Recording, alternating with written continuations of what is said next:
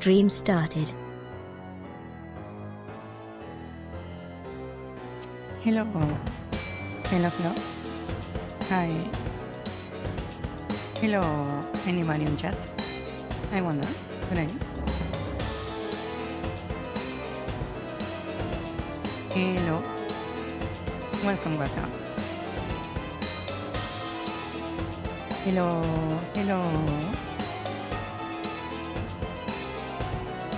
Welcome.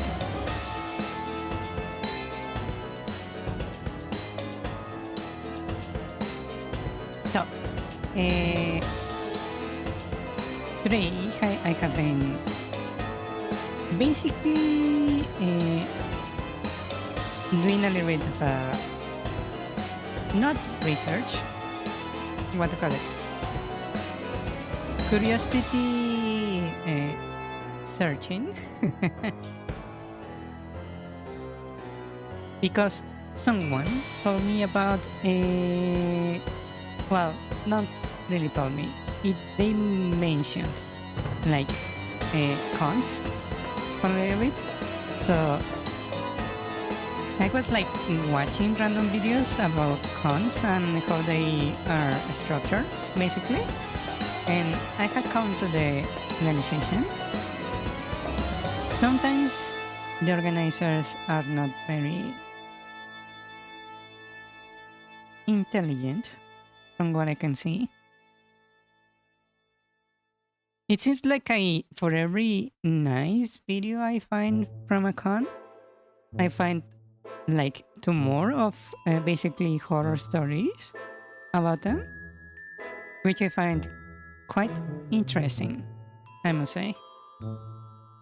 Yeah.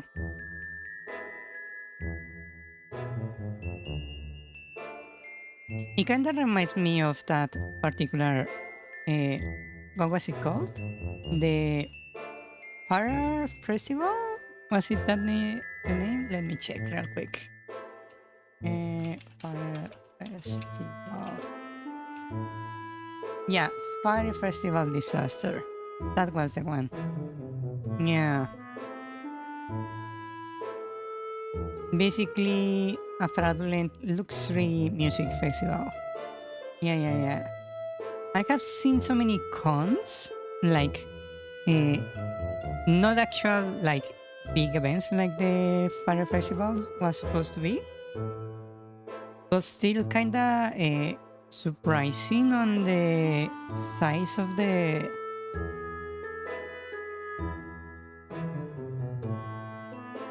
failure in general. I was just finishing watching a video of this steampunk festival where they basically shot the con midway through because apparently the place where it was set, it got like a hotel casino, and they got like a hint that there might be a little outbreak of norovirus or something of the sort, and they immediately like rushed to shut it down. They gave them like 3 or 4 hours to actually evacuate everything, and they even kicked the people from their hotels, which is kinda incredibly, what call it, unprofessional, because apparently not even the con organizers were sure what was happening. Yeah.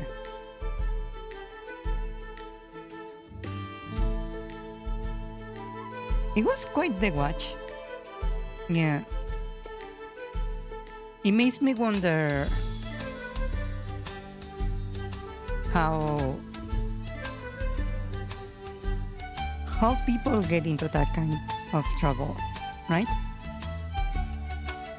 Surely if you are a part of basically organizing body of a con, you would be like more careful and make sure you actually communicate with the hosting people from the location. It's kinda crazy for me to think that you don't actually act like an authority, because I believe what happened there is that the con people got like completely walked over by the host organizers. Yeah. And apparently they only evacuated like the con participants and not really evacuated the people who were already at the hotel, which is kinda crazy. If you are worried about an outbreak, you should be worried about like also your own guests, not just the congoers, you would think, right?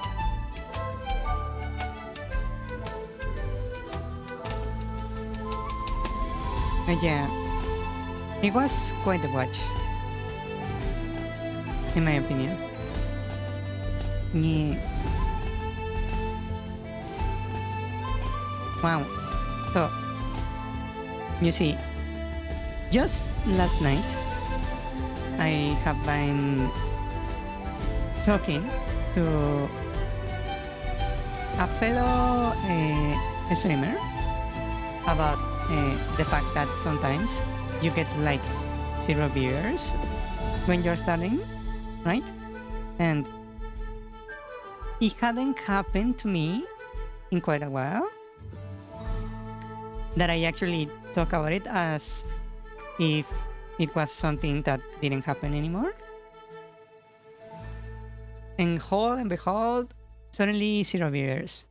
And that's interesting because I even took the initiative to actually publish the waiting room way earlier than I usually do. Yeah.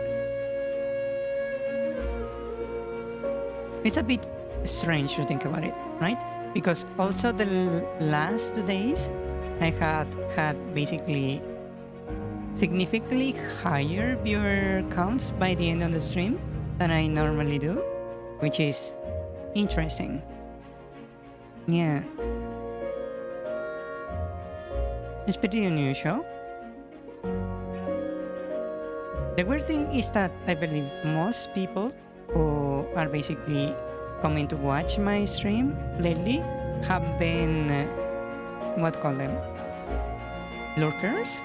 They don't really chat in normal chat, so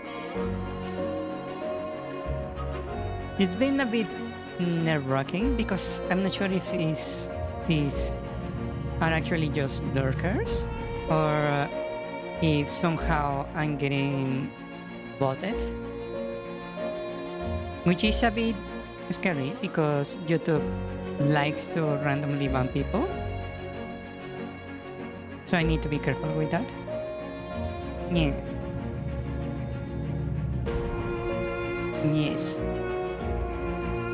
But it has been 2 days of that and it's fairly consistent. So I'm inclined for it to be actual lurkers and not so much bots. Yeah.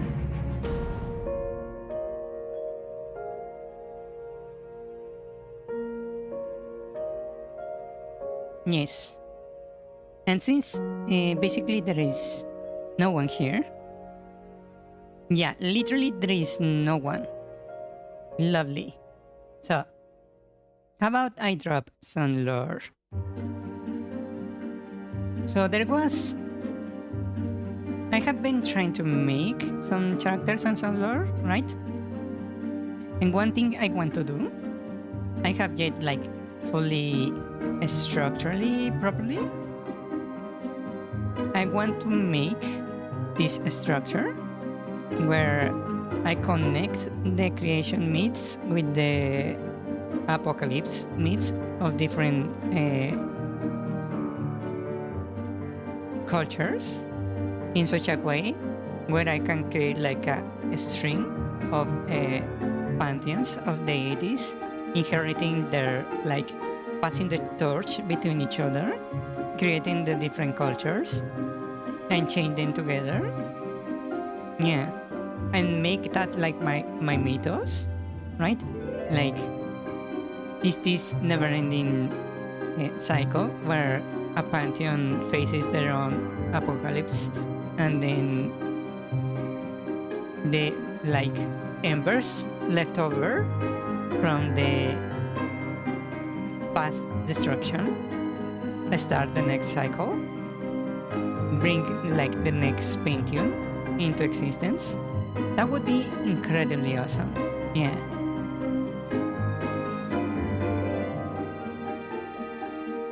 Yes. I kinda want to do that. Yes. I believe most of that kind of stuff is born from basically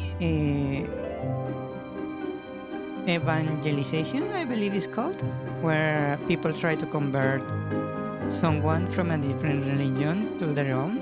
So one of the tricks they use is to basically grab their, like, one of their myths and, like, wash it to make it like to fit one of the tales that are already on their religion, right?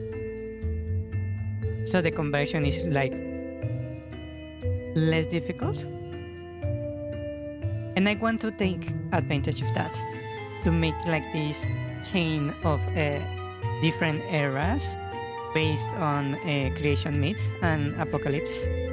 And I want to do that connecting every single culture I can. Yeah. And what I plan to do is like have it be like the people who cause the apocalypse in one era, like the bad guys, become the good guys on the next one, because they are like the usurpers, right? The one who made the coup de grace, right? So they basically rewrite history to say they were either victorious against some kind of evil, or they were like born from the ashes of the last era and basically become the rightful heirs, right? And I want to make it like there is a difference between the gods who usurp and the gods who inherit legitimately. Yeah. Yes. And I want to include like every mythos I can, even the ones that are not really based in reality, like, I don't know, grab some bits and pieces from D&D and that kind of stuff. Yeah. That's the idea. Anyways, since I've been talking for a while, how about we switch to game development? 1 second. I will switch over here. Stream started. Yeah, I will switch over here. Let me move this over here. Right. And because it's kind of getting hot in my room, I will go and turn on the AC. 1 moment.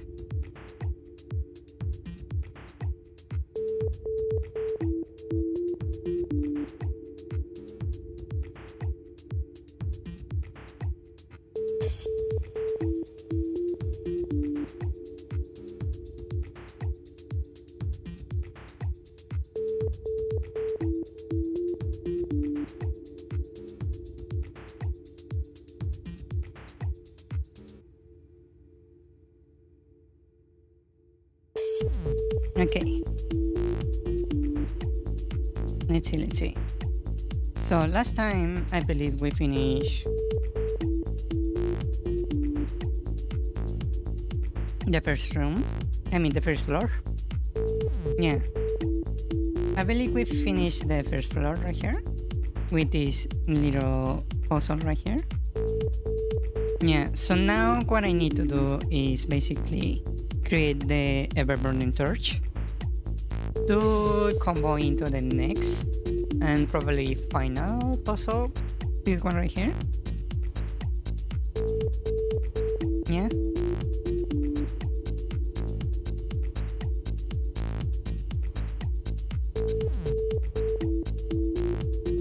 So I need to make the ever-burning torch. What kind of icon should I give it? Let's see. So this is the last puzzle I did, right? The next group over, this one right here, is basically a mini boss. I guess I can actually add the turns to this room before I finish. Yeah. Let's see. Dungeon. This room is 513. Okay.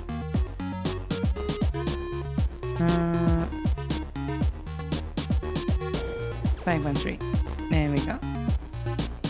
So this is basically the boss room that I have literally added nothing into it. So let's decorate it a little bit, shall we?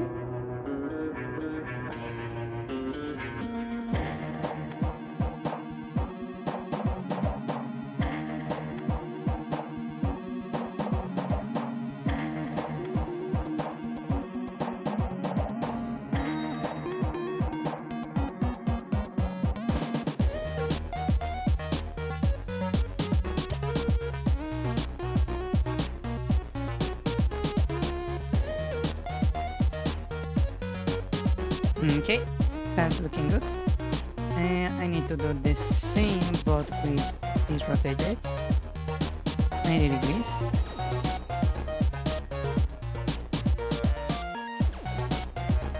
Like that.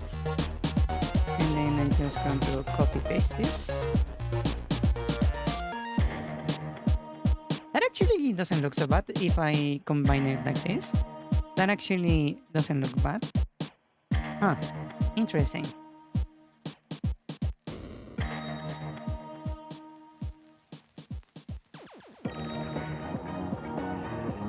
Yeah, this corner actually looks pretty good. Huh. I didn't expect that. Maybe I can move it closer to the wall. Like this.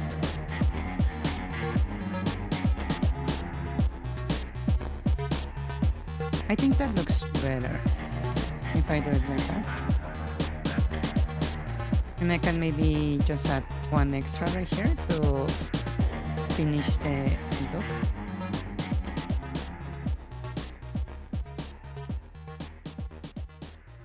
Like that. That actually looks pretty nice right there. Okay, I will do that. Let me make a copy right there.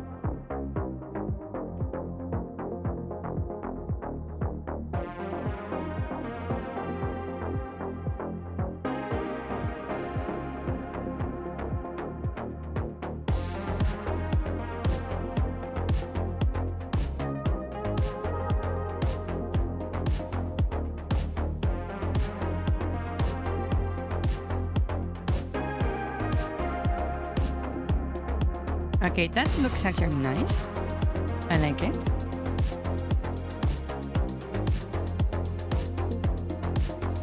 Maybe I could move this a little bit, just so they are not sticking out like that. That looks pretty good. I like it. Yeah. And then I can add the doors, just real quick. Doors. one there and one here. And this one I just flip. And this one is 90 degrees. The other way. Like that. That looks pretty good. I like it. Okay, so now for the dungeon item right here. This one. I need to switch colors. This one right there. Yeah.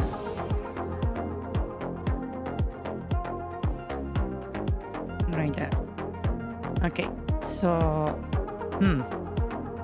first I believe I need to get a sprite for the specific item.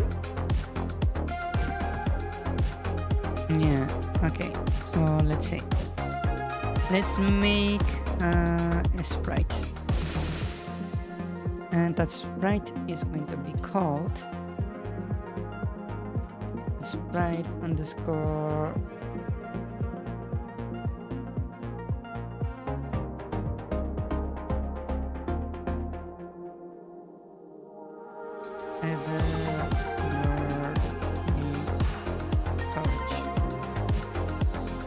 just for now. Okay, let's see. So I don't want to make it this very detailed because basically I don't really want to spend too much time on this. So I will maybe make like a base like this.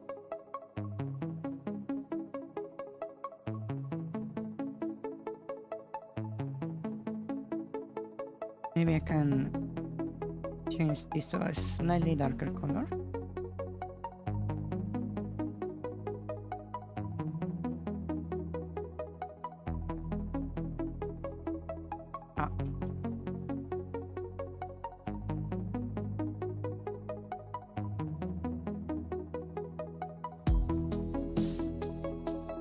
Like that maybe, and I will just delete the excess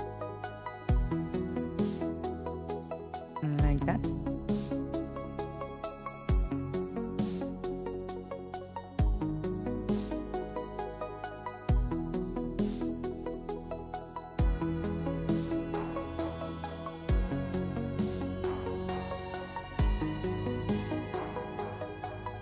Oh, that bit hanging there actually looks kind of good.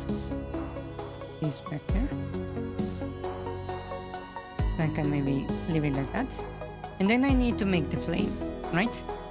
And I'm not particularly good at making flames, so this is going to be a learning experience. So how about if I make it like this? Maybe I need to lower some of the bits right here to make the flame a little bigger.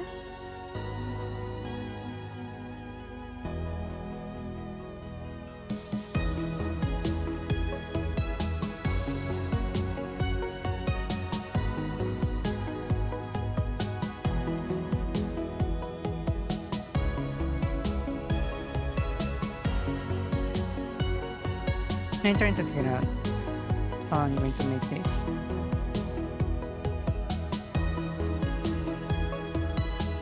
I'm literally just guessing right now.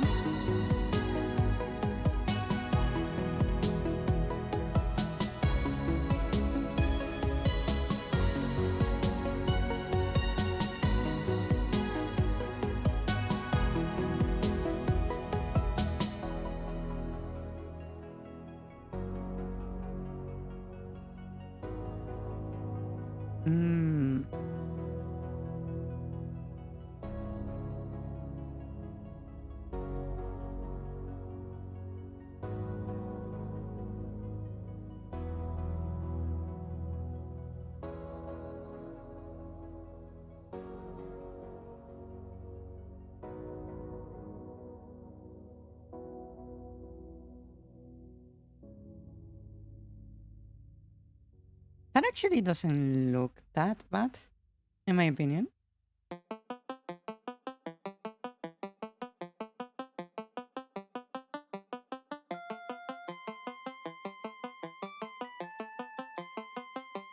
That doesn't look good. Let's use these colors.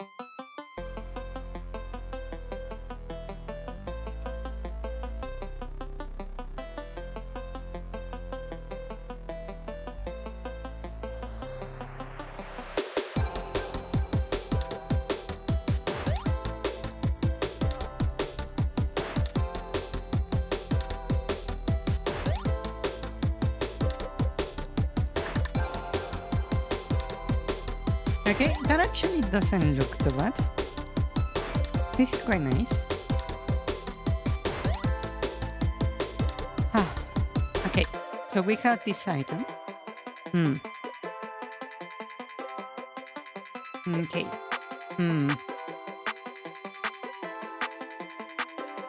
Now that I have that, I need to basically add to the room the item. So let's see.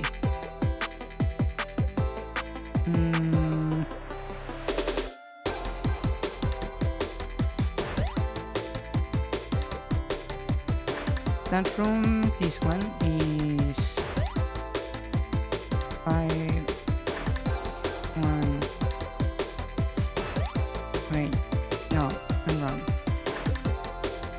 This one is part of this one also. So, okay, so E613. 613. This room right here. So I have an issue, I believe. I made this like unnecessarily large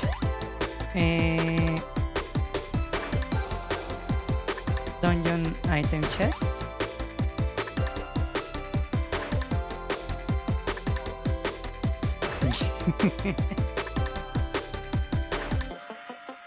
Which is kinda ridiculous, but I also kinda find it funny.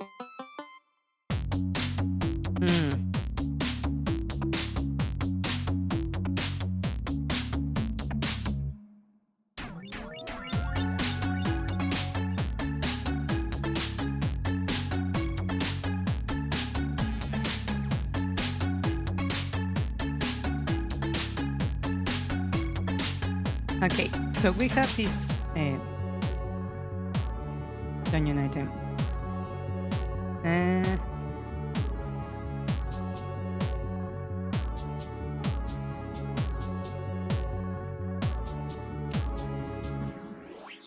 Here I just need to change, supposedly, just that.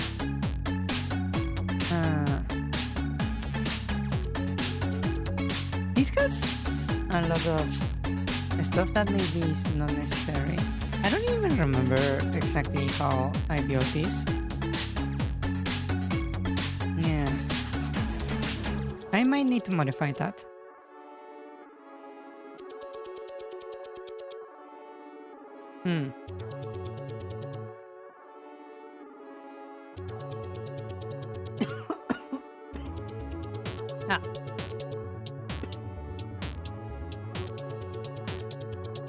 Okay.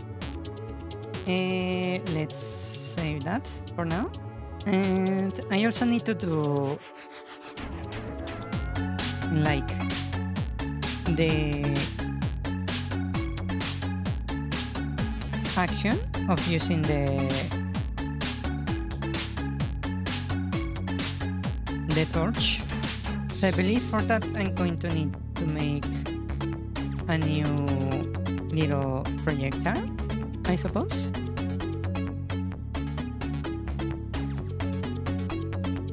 Let's see. And for this, I will call you sprite_fire.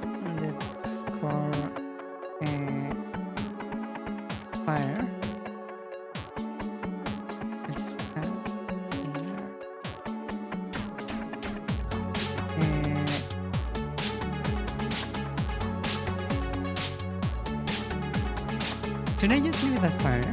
No.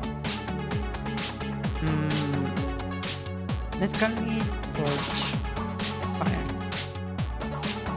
It makes more sense. Right?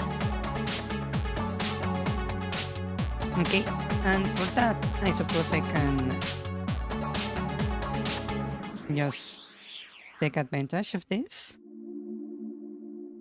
I can just copy this over here. And maybe make it a little bit bigger, actually.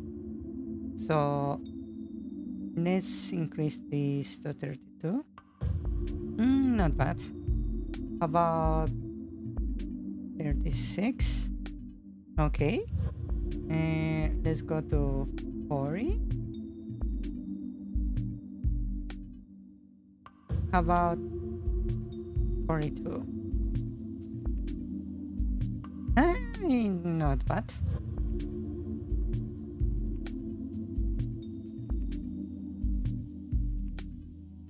Okay, so I can work with this. First, I need to make it a little bit more round and even because it's very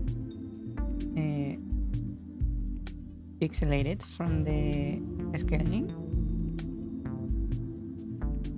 E. Hello, welcome, Disette. Welcome. How are you today? Welcome.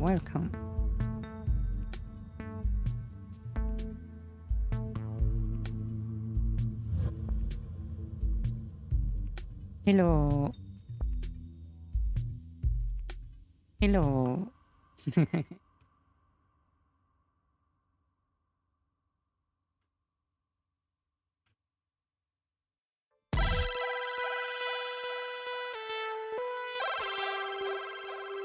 Was that a fireball?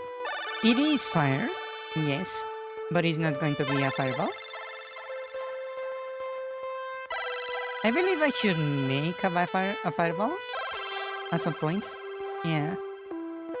But not for this case, sadly.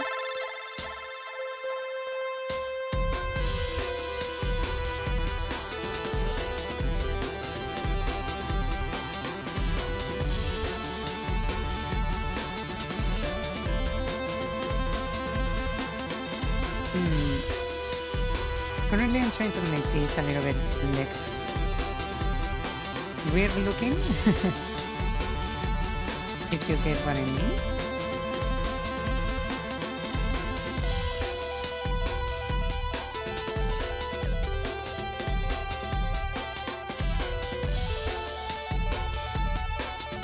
That looks way better. For sure. That doesn't look good.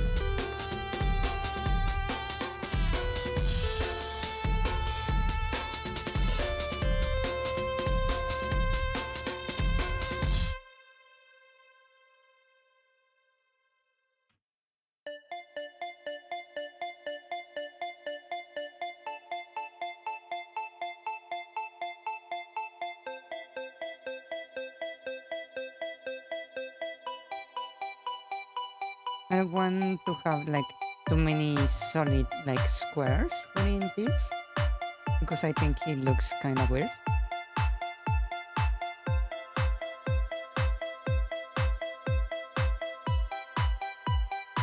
Yeah.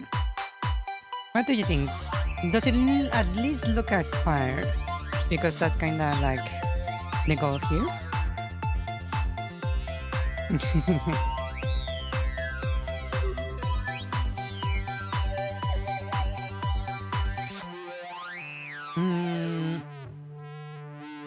Looks fiery. Then let's use this one then. Let's see. Also looks like a fruit. Really?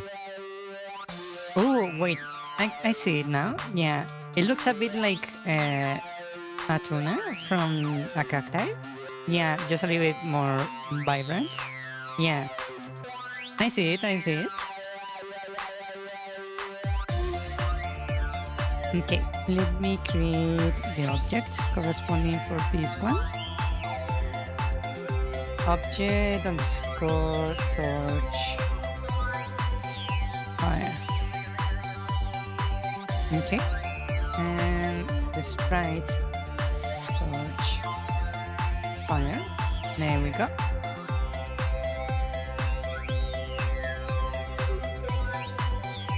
And this, I believe I need to give it like actually more frames. How many frames do we give it?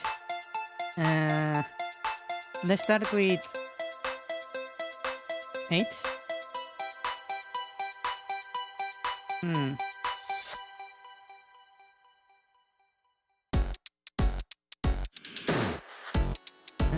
Frame speed, I will put it at 8.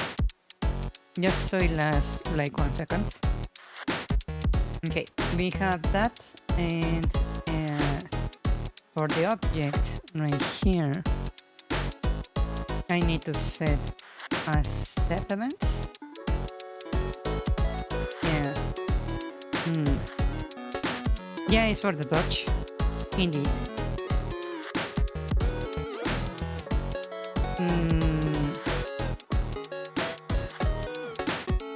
On the step event, we are going to just simply attack.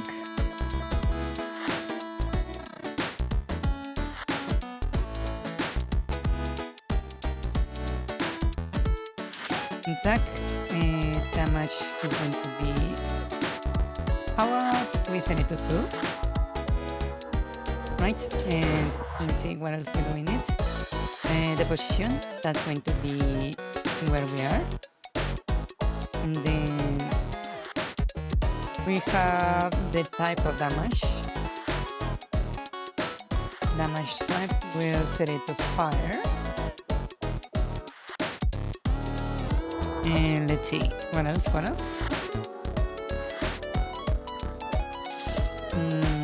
Knockback. I will, I suppose, set it to 3. Just a small knockback. Interrupt list, leave it empty. Okay. That's what's going to happen on the step, right? And when we end the animation, other animation ends, I'm going to simply instance destroy. So it basically self-deletes, and that's it. Right? So it will just poof into existence, and then it's gone. It's supposed to last like 1 second, and that's pretty much it. To make this a little bit more, let's say less static, I could just flip it, but not like that. Like this, just to make it look like more like a dancing frame.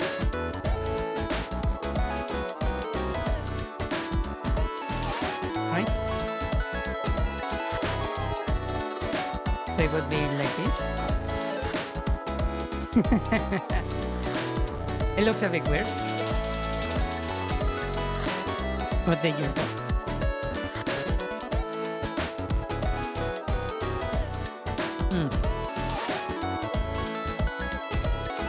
Now that we have that, yeah, it looks a bit weird, kind of weird, I will admit. Let's see. I need to basically add the item to the player.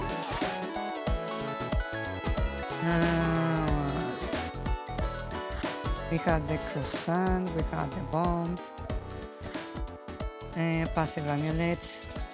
This is the enable item.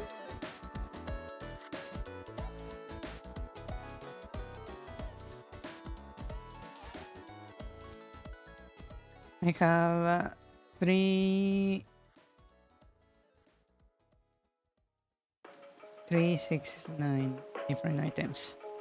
So maybe I should just make the different slacks already. So I don't have to be doing that every time. Okay, so the first item is the bombs. Then the second is the torch. Basically this one right here.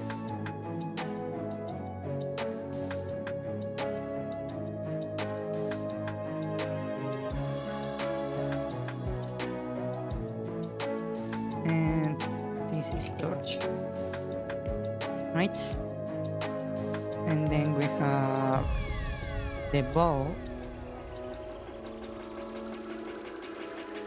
No material location.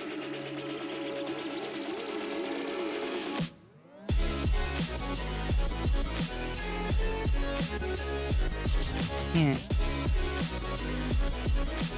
Yeah, the torch is for burning the thorns. Yes, indeed. That's indeed correct.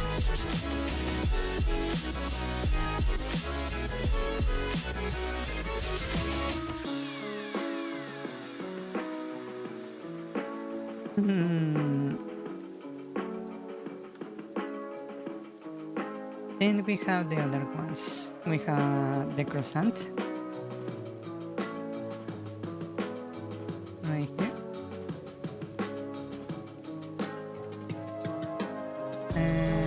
Croissant. We have like 4 items and nothing else. Yes, I'm going to make at least 9 dungeons in total. And currently this would be our second dungeon. Yes.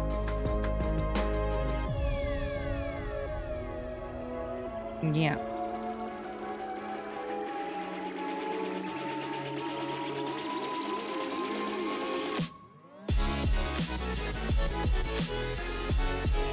That's the croissants. Then we have these ones that we had yet to decide what they are.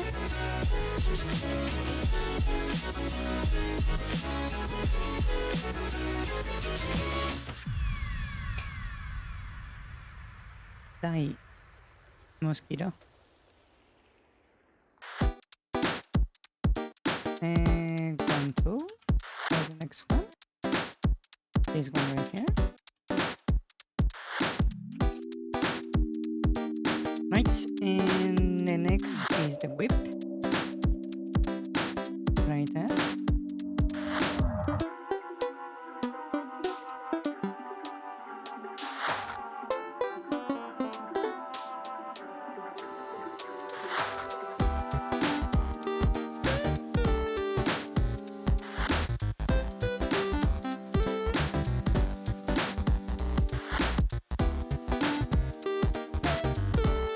Okay.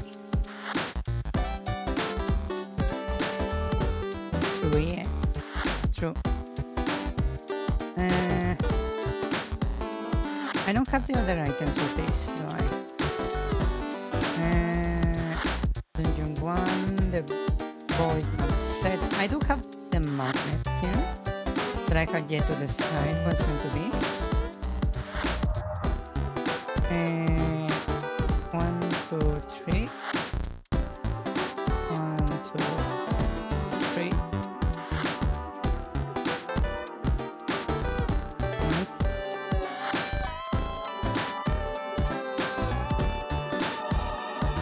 1, 2, 3, 4, 5. So let's call just this item 5.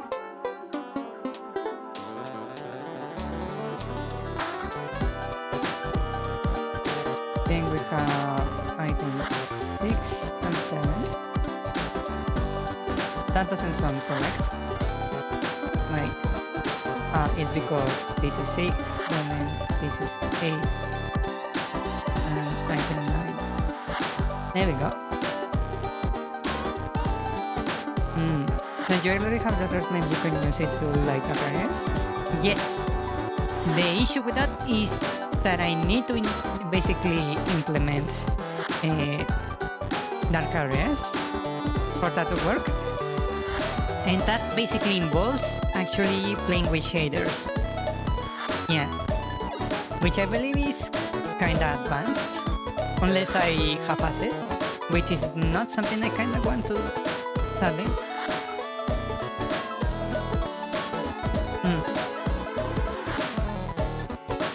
0, 1, 2, 3, 4, 5, 6, 7, 8. There we go. I want to use a proper naming convention. Maybe I can make this look more clean. Like that.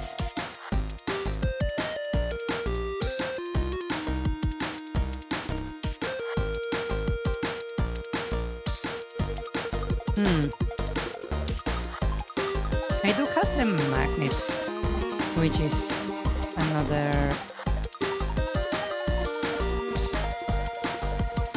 thing I need to establish how it's going to work and function. Okay, so I shouldn't have closed that. We have the croissant, then next is item 4, and we have the magnet, then we have the whip, and item 7 that we have not decided, and then item 8. There we go.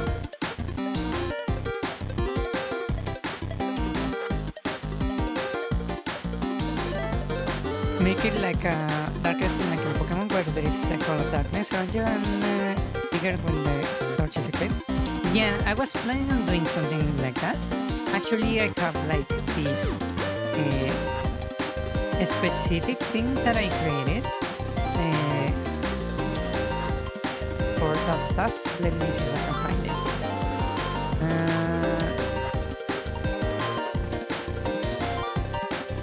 What is it? I believe my little experiment was over here. This one?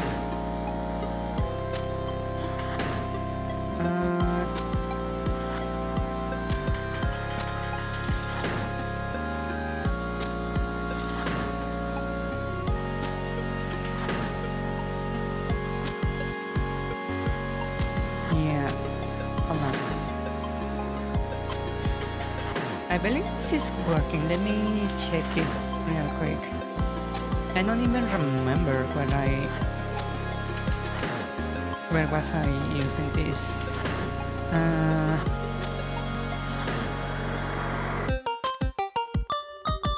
I believe it has to be here in the main menu. Check the short. Not here, not this screen. Timer, render 1, 2. No, that's not it.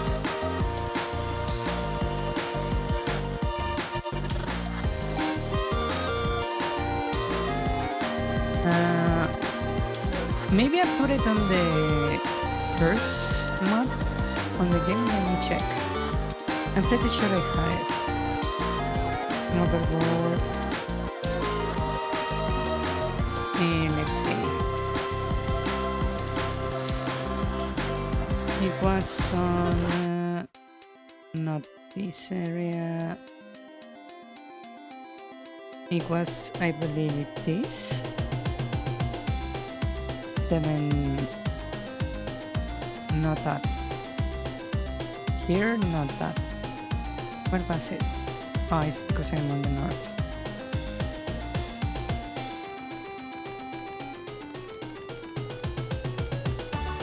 This one? Not quite. This one. There we go. This one right here. Okay. Found it.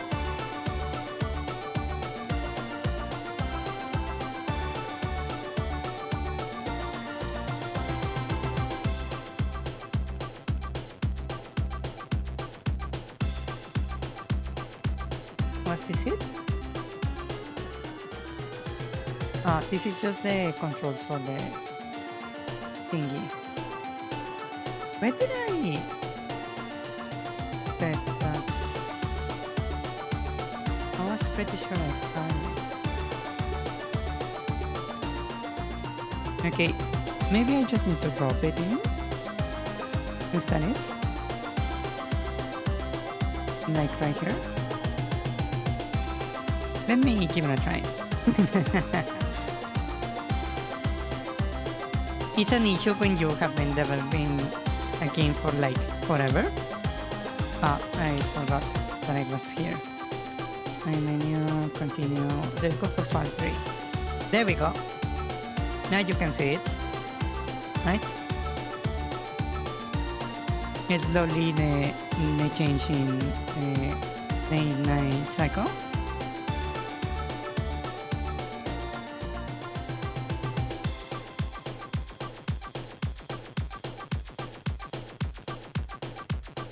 Right?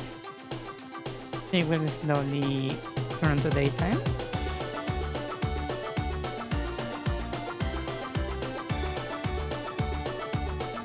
Yes, this was my little experiment with the lighting. Yeah, because I want to implement a day-night cycle into the game, even though it's way too much and completely unnecessary. Yeah.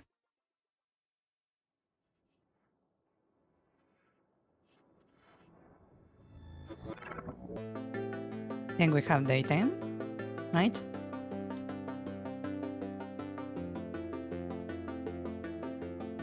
The number on the top left is the current time of day.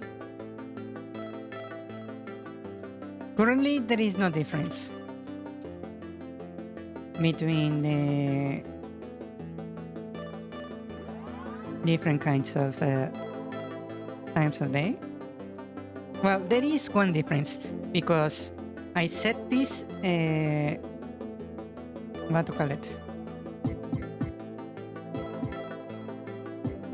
mechanic, where it can basically become pitch black in certain times of day, right? And I wanted to implement basically like a lighting system when you are at night and go, for example, into a cave, is pitch black. But if you go inside during the day, it what to call it? It will be visible, right? But if you go too deep into the cave, it will slowly become darker and darker. That was the idea.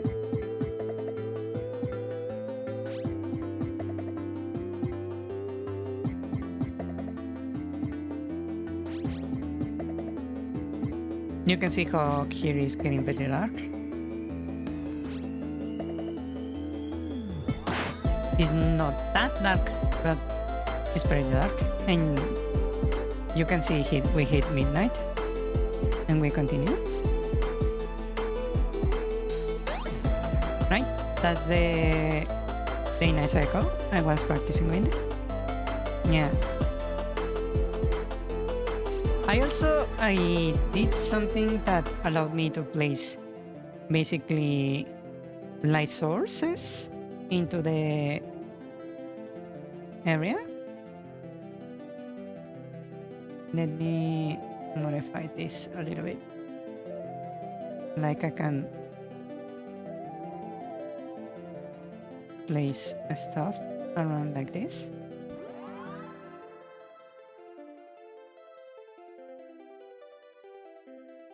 Like this. You can see how there are bright spots for torches, or maybe implementing this when you are carrying the torch. It will be another option.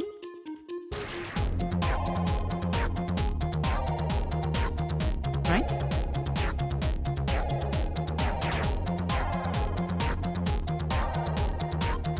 This was what I was experimenting with.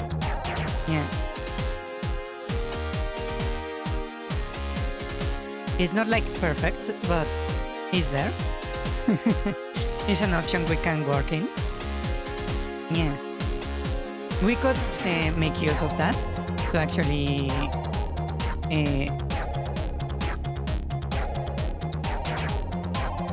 manage the lighting like that. Yeah.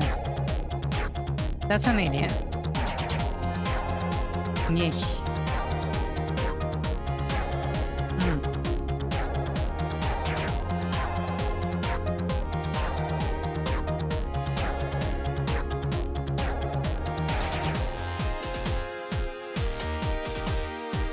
Yeah. What do you think? What do you think? Nice, not nice? Kinda good? Not really? Kinda bad? Good? Nice.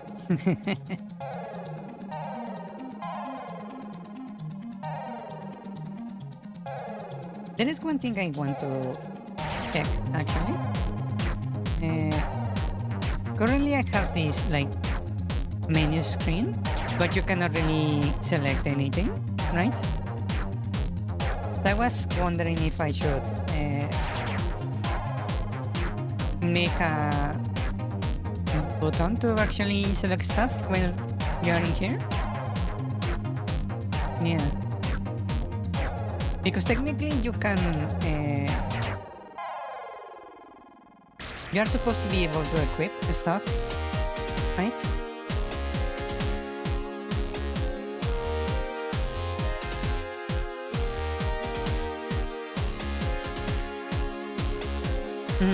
Which is something I have not come into... what call it? It has not been a problem before, basically because I only had one item so far. So I probably need to make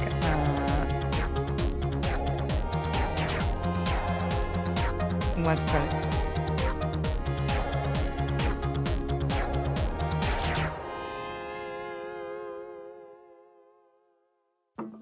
An item switcher? Is that the correct word?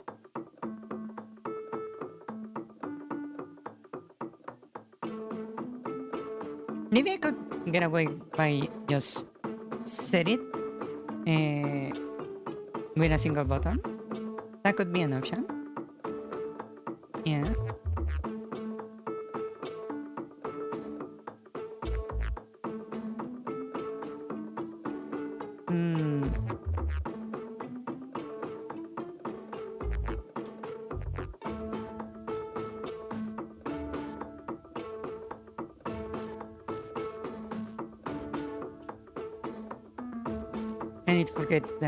Not forget that I need to remove this code before I ship the game. Let's see. So we have the arrows in use. The attack, we have it on space. Shift, we have it for defending. E is our use of the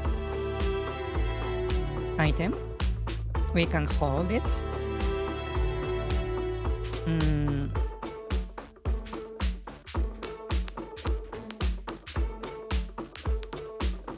Is the handling of parry.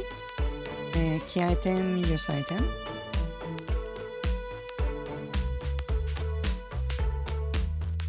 Okay.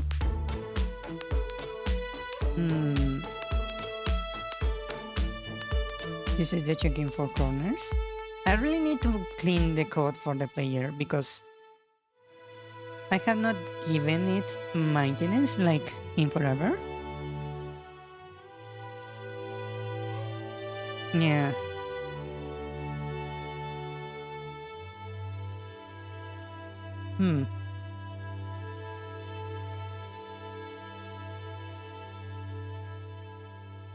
Yes, I had lost track of pretty much everything. I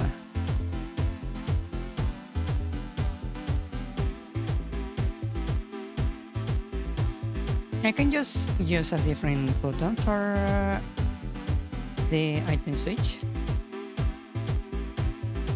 I can just set here.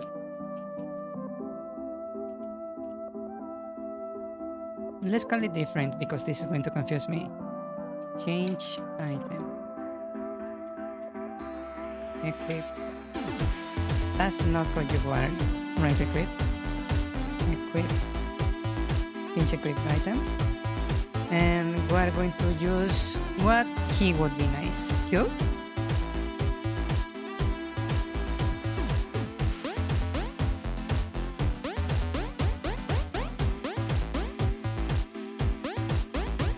To change item.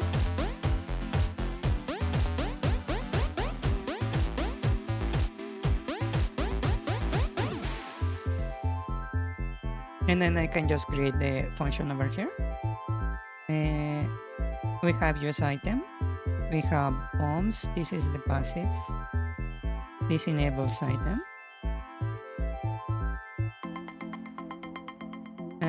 Let's see. Let's say,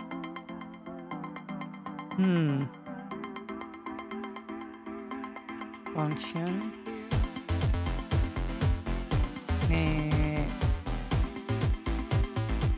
On change item.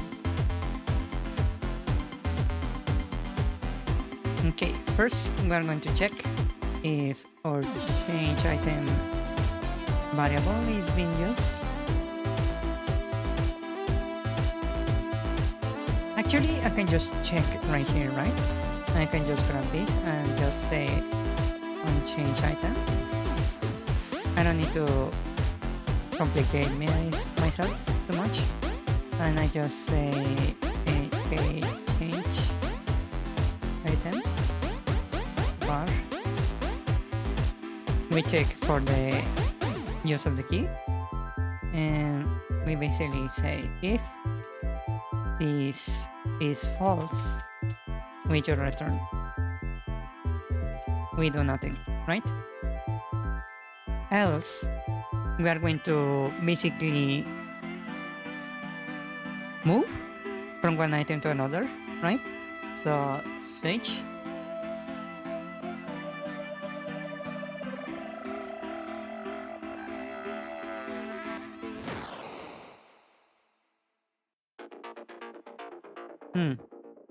Actually, let me think about this. If you only have 2 items, I cannot really rotate through the items like that, right?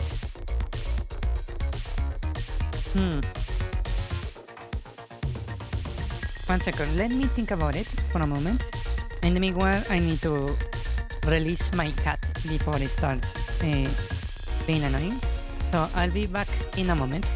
1 second.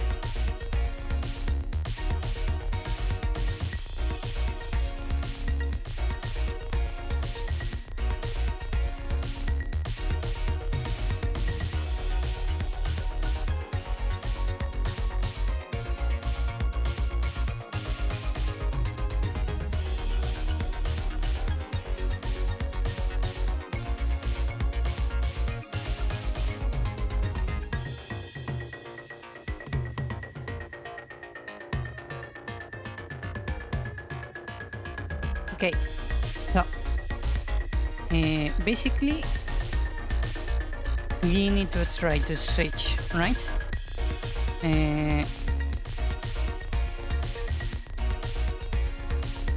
We need to find what is the next available item, right?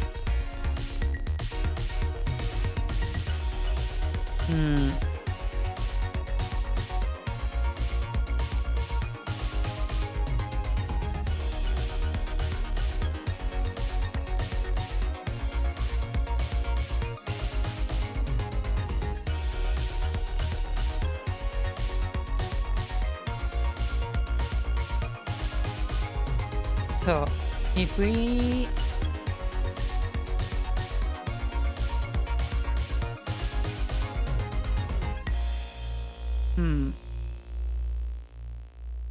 we have a selected item, if I remember.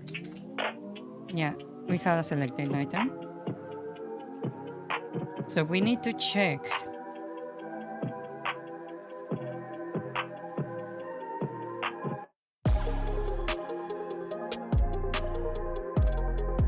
Actually, I need to make a list. So let's call this item list, right? And this item list is going to be an array, and I will simply grab the items in the order they appear, right? So we have item dot bombs, then we have item dot torch, then we have item dot bow, right? Then item dot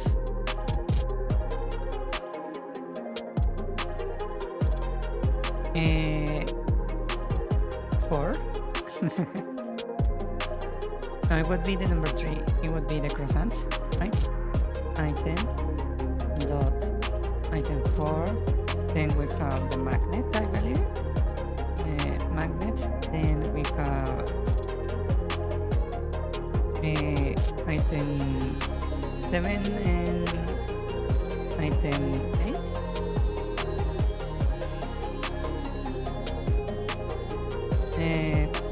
3, 6, 7, 8. We're missing one. We're missing the whip. Okay. Like that.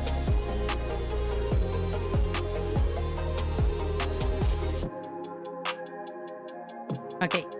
Now that we have the item list, I just need to find the location of the current selected item on this list, right? So, array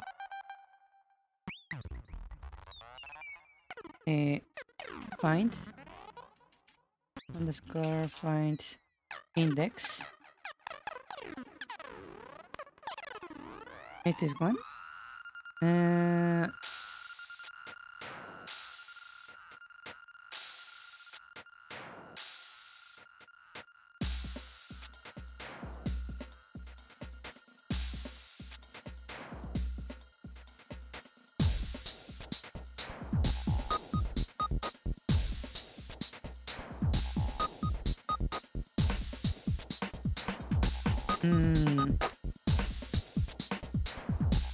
Okay, I see.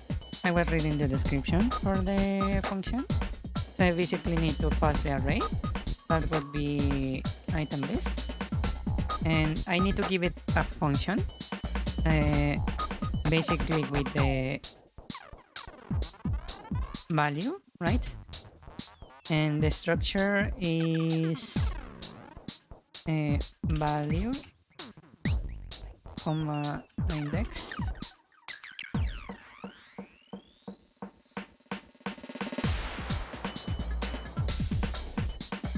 Actually, I can just write a little function. Let's call this function, and I will call this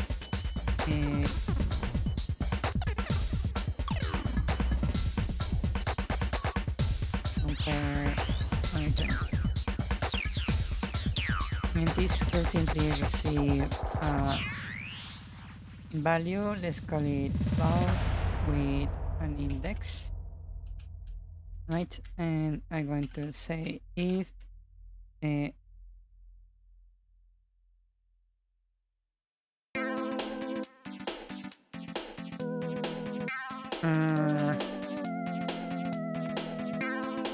hold on, let me check the manual.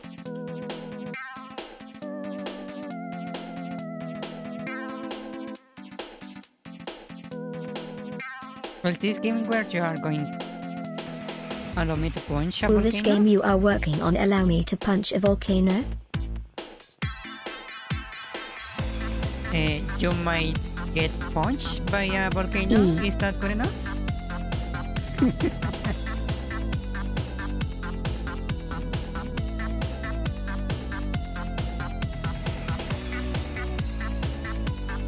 It would be funny if you could punch a volcano. Well, you can like punch it, but you won't really do much damage. But technically, I suppose you can. Yeah.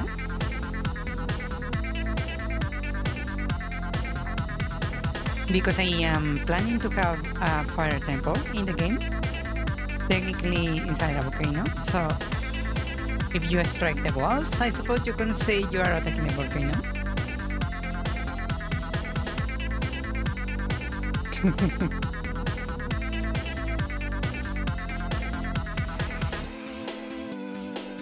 Okay, let me check the manual.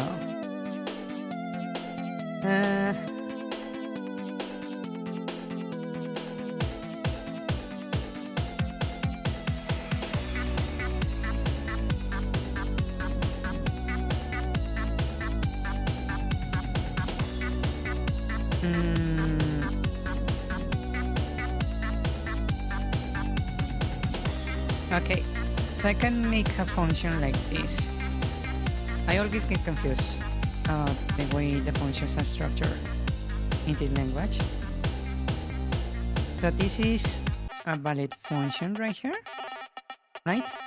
Then I can just pass to this, like this.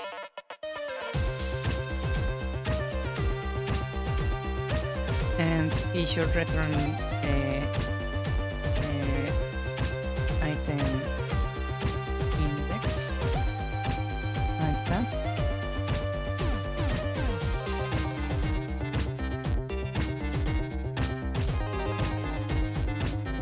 Right? And I just say, hey, is this element equal or to selected item? If it is, then we have the index of the element, right? Index of current selection, right? Now we need to find the next index that is in use, right? So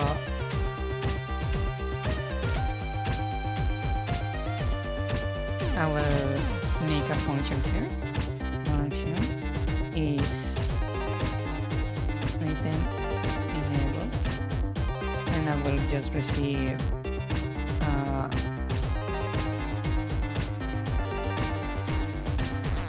an item, right? And I'm just going to return this function right here. Basically, it's going to be nearly identical, right? But instead of setting it as true, I'm just going to return if it's actually on or not, right?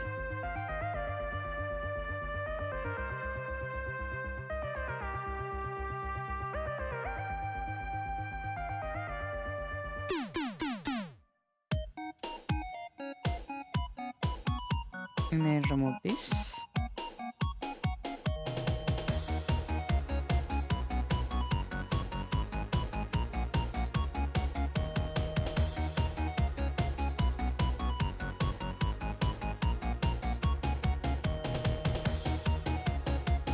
Okay, and I don't need the brakes, just to make the code a little bit more clean, because we are using the return.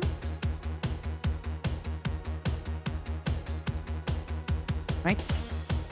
And that way we can tell if the item is enabled.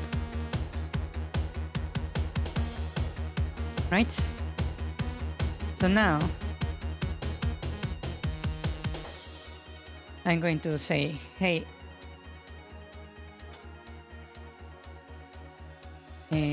while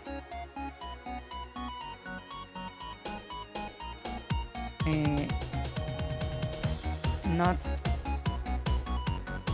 is item enabled, and I'm going to just say item list on position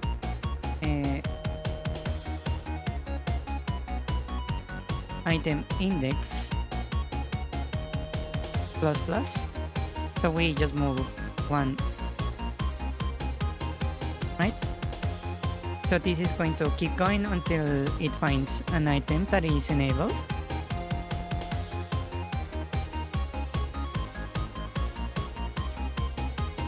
Right? And once it finds it, we just return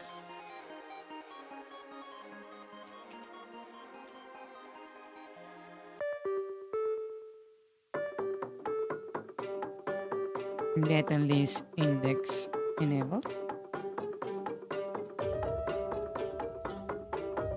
No, actually, we just set the item to that particular one, right?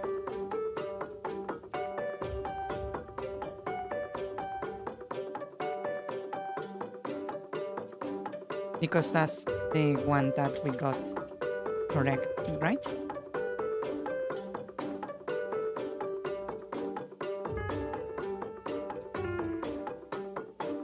That will give us the valid one. And I can set, I suppose, a timeout just to be careful. So we don't get stuck in an infinite cycle. I'm going to say and counter. Let's call it underscore counter.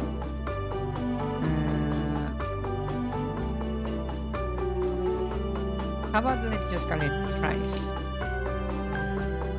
I will make here a bar tries equals to 50. Just 50 tries. Just so we have plenty of time. Equals tries minus 1. Right? And tries is greater than 0. We'll look for the item.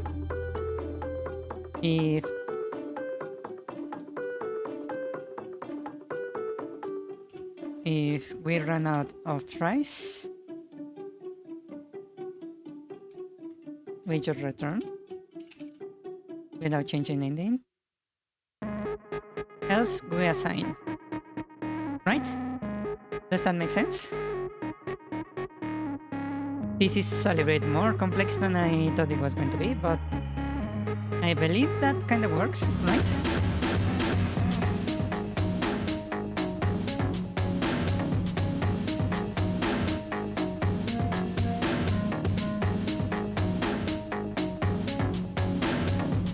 Right?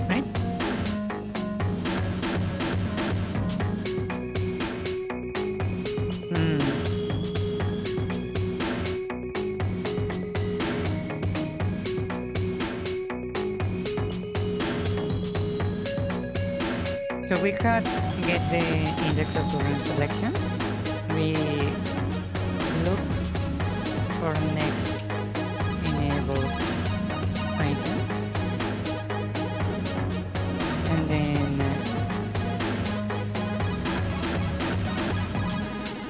no item found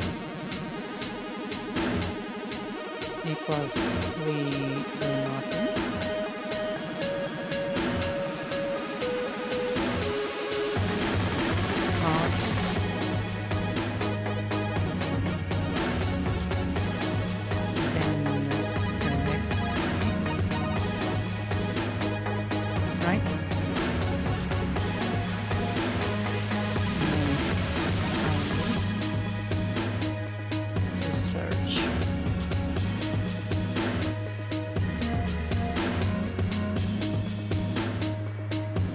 Check for the input.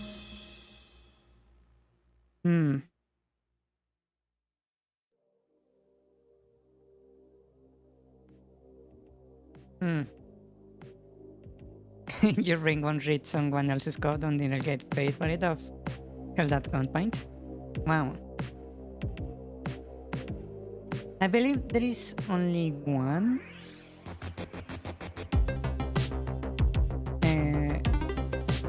probable issue. But it shouldn't be really an issue now that I think about it. I just probably need to add one more right here.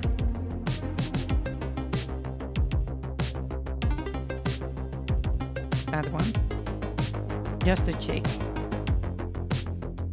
Right? So we go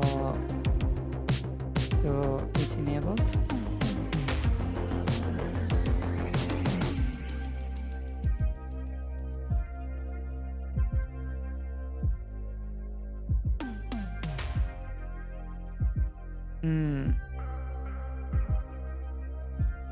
Actually, I don't really need it, right? Because we only have 50 tries. If the item is not on the list, then there is no reason to cause an issue, right? Yeah, that's actually fine.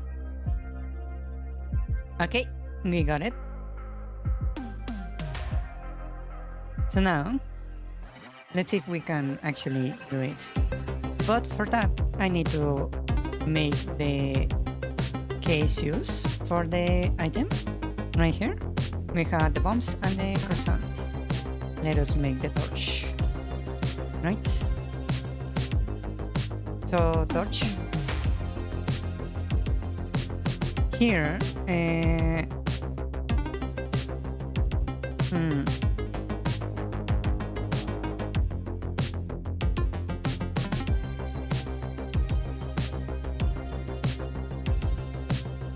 we will just use it.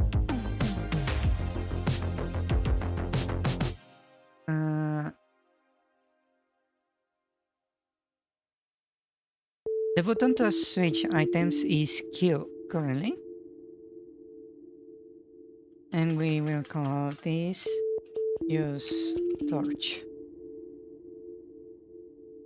Right? And we have here our item functions.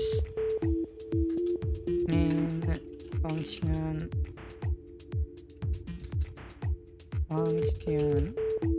use torch. And what we're going to do is basically do the same thing we do with the bombs, right? I'm going to just grab this and modify it. Here, I don't need new type item bombs right here. That's unnecessary. We don't need to check for if we have bombs. The bomb level is unnecessary also. We do want to basically stop the play from moving. That's fine. Is stop player movement. Right. Here we are setting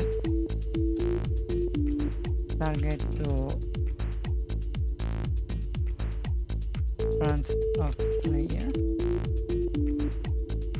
Right, and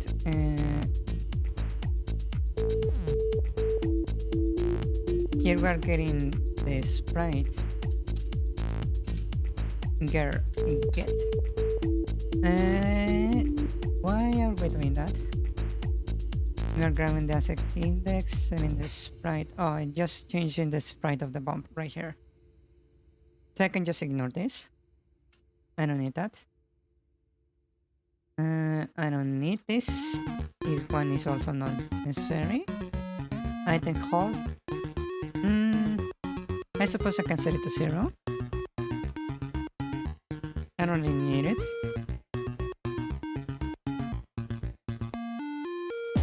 Yeah, here I am checking the item hold to validate that. Okay. So here we just spawn plane. Right, and here's we simply instance create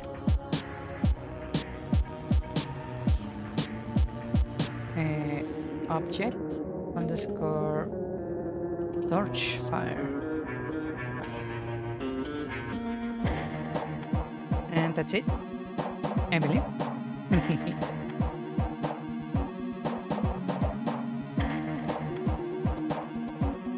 Let's give it a try.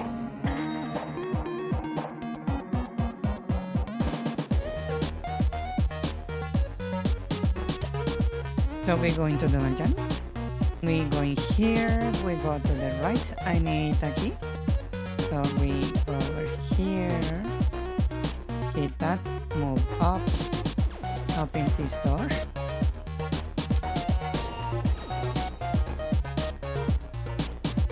Kill this guy. Go down. Here we go. This below.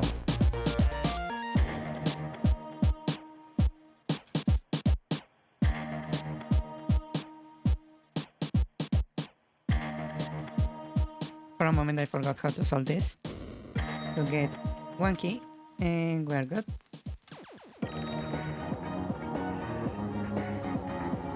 We go across through here. I think I can make those horns look a little bit better.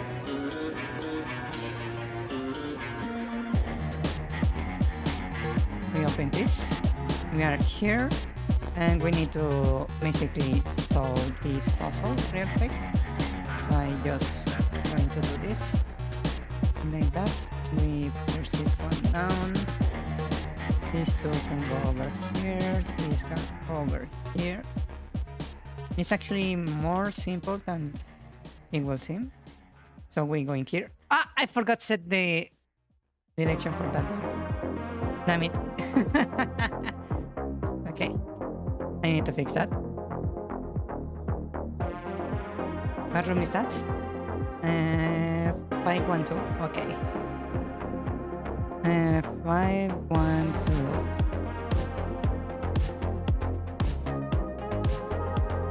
512. Right here. Okay. I need to set the direction for the door. That would be map underscore dungeon 2 underscore. It would be 513, I believe. The position on X, it has to be the same as this one. And on Y, I believe is 48 because it's just a little jump down, right? That should be it. Let's give it another try.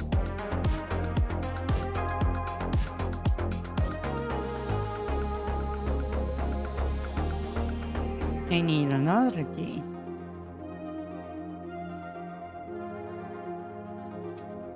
Push that, go up, push this. Wow. That's a bug I need to fix. You go like that, and up and to the right, and we're good. Kill this guy.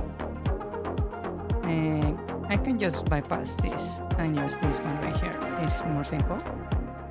Got the key. Ouch. Actually, I have not tested the button to switch items. Let me press it. Nothing happened. Okay. That's fine. This is what we expect. Unless we have the torch. So, let's see. This one needs to go like this. Like that. Down. This one goes across. That one goes like that. This one goes like this. Like that.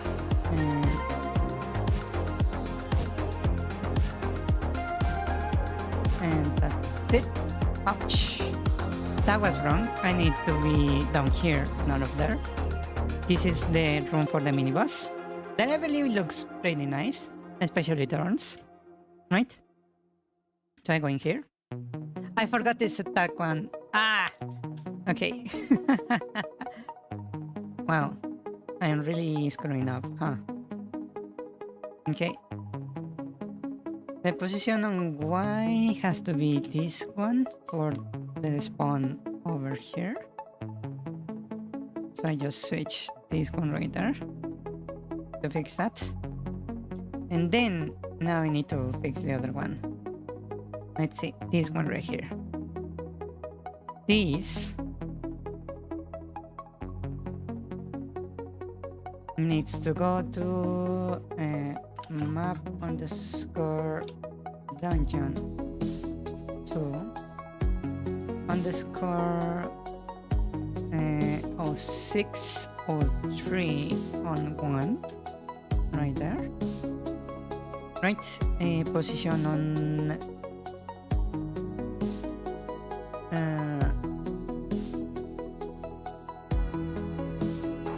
Y should be the same, right?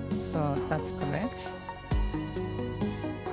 The X needs to be on the other side, so maybe 48, I believe. Maybe. Either way, it will work. We can fix that later. Okay. One more try. We go in there, go up to the right. I really want to fix the appearance of the turns here because they look a little bit off.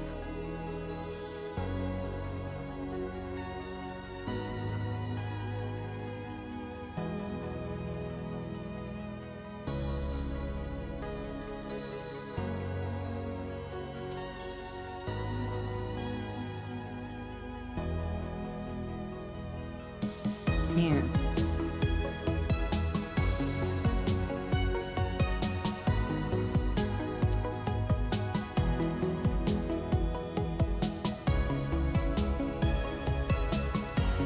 Okay.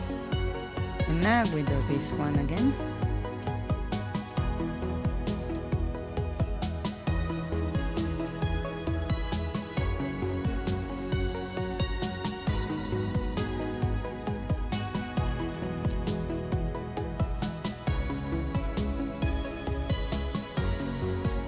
Okay, we are here.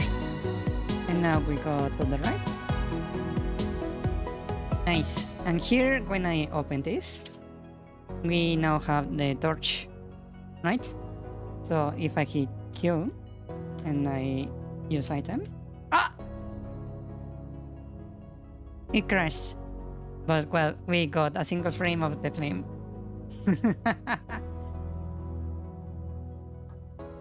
Yeah.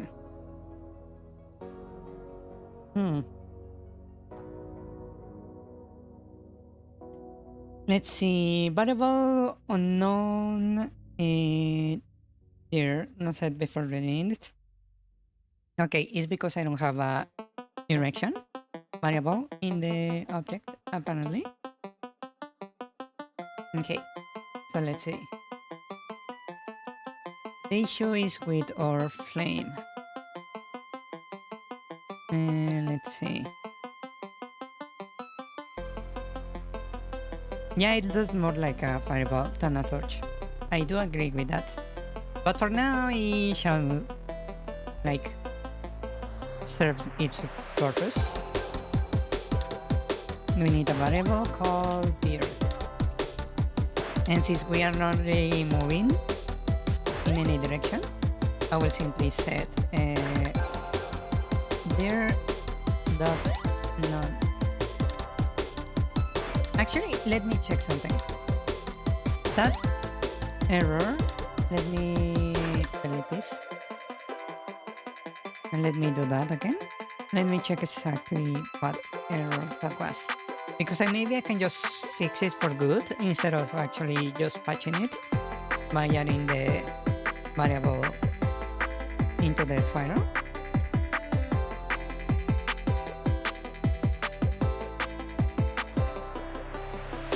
Just real quick. Maybe I should just drop a key in the door at the entrance so I don't have to do all this again. That could probably be a good idea.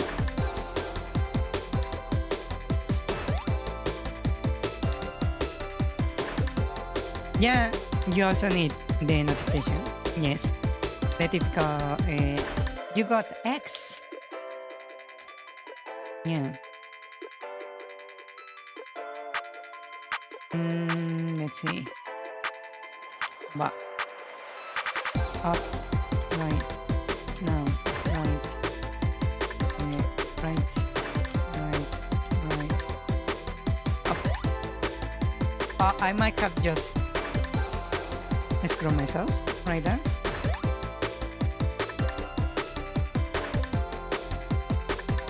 Yeah. Yes, I think I did. Lovely. Let me just exit. Ah! That door is not set either. Lovely. Wow. Let me do things a little bit more, what to call it, simple for myself. I'm going to just quietly just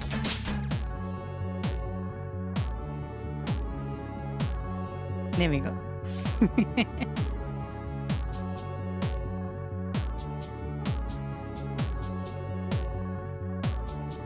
I forgot to fix the door. I will do it eventually. If not, you will report it as a bug eventually.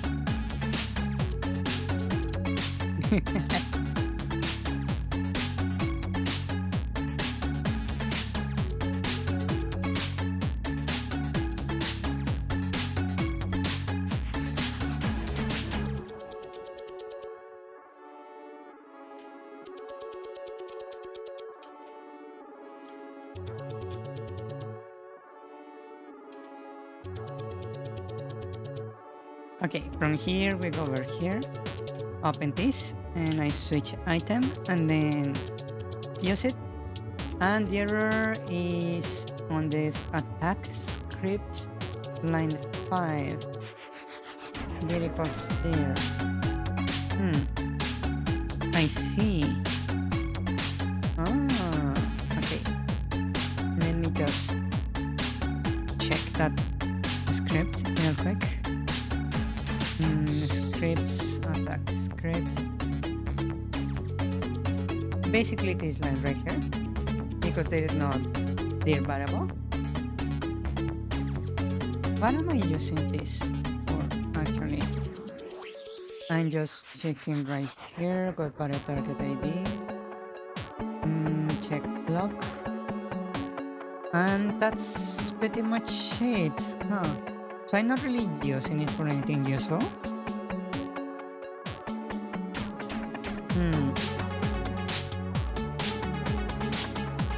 What is this? Block. Direction undefined. State defined false. Block equals true. Direction defined. Direction defined.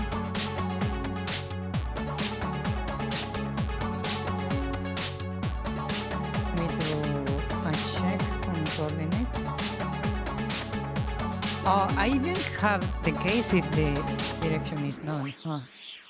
I could just set it to none here. What am I doing? I can simplify this real quick. Like that. Right? And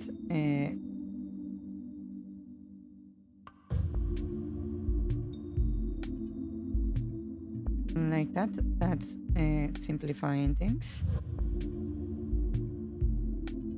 Right? And over here we have this variable that I can just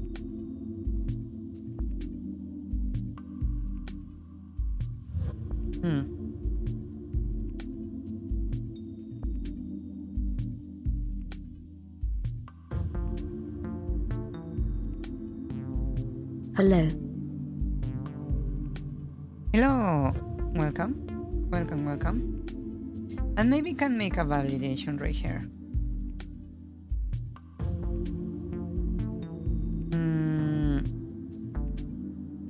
You are not sticking around today, you're too sleepy?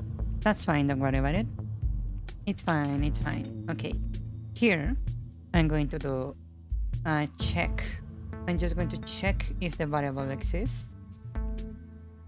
Right here. This one. Right, variable exists. If it does exist, we set variable to here. Right? This one right here. If not, we're just going to default it to direction on. Dot none, like that. And then we're good. Like this. That's fine. Good night, Ricardo. Good night, good night. Rest well. Sleep well. Yeah. Sleep well. Sleep well.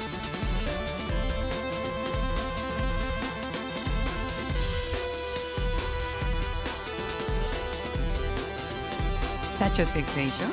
I shouldn't have to deal with it anymore.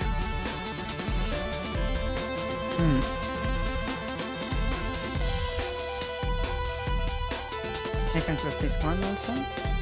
Okay, so now let's give it a try.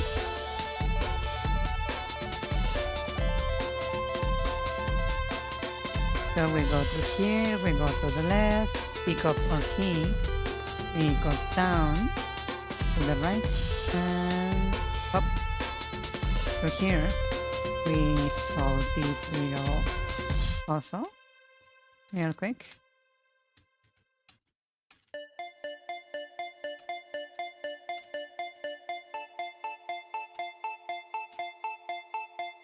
Like that.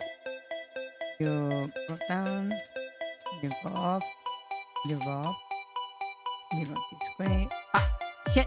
I actually didn't manage to. Damn it! Ah. Lovely.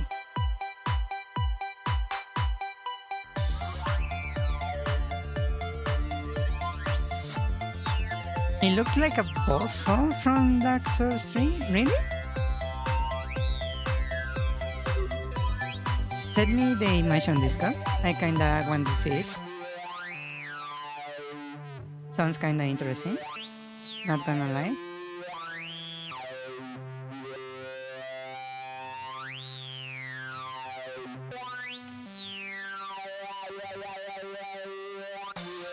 Ah! Close in front of me. Damn it. Wow.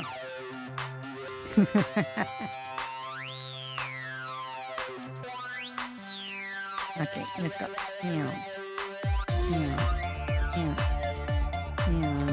That way.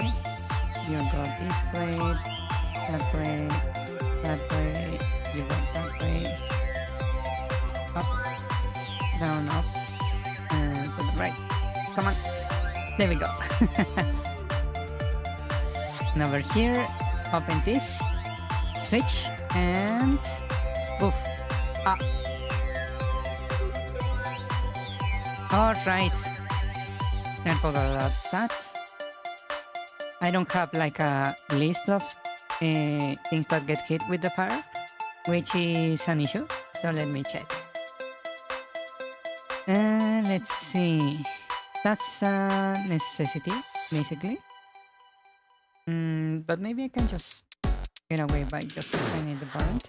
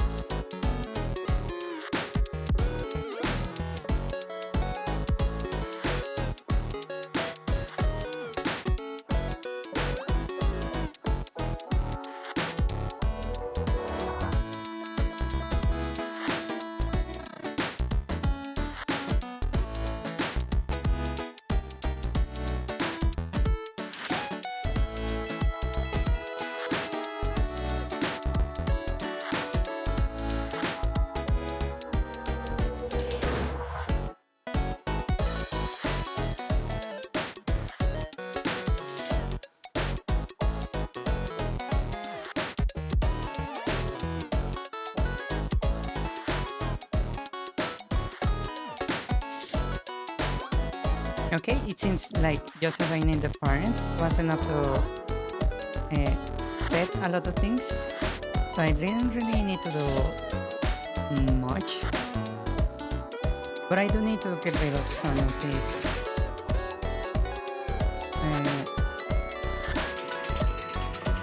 stuff here and there. That's fine. This is unnecessary, but it's there. I don't need this interrupt list. So let me copy this and parents. And I will just say interrupt list equals 20. That means here I don't really need to specify anything of this, I believe. That's good enough. Yeah.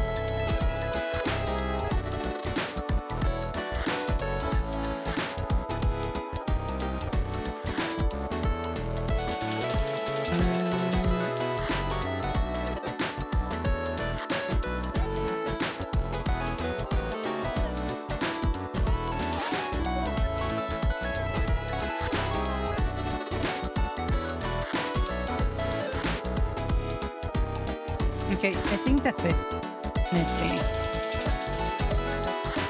In theory, that should do the job.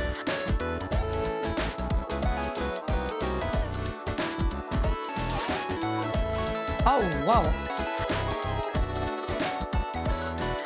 It's working. Not the way I want it, but it's working. You can use turbo.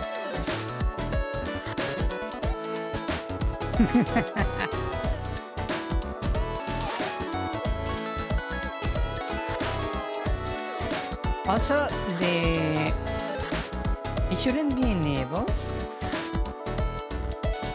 Yeah, it shouldn't be enabled by default. I didn't enable that by default. Huh.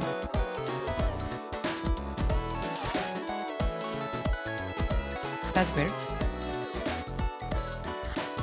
Yeah, it's basically because it's a little bit too close to the player when you get when you spawn the fire, and that's why you're getting hit.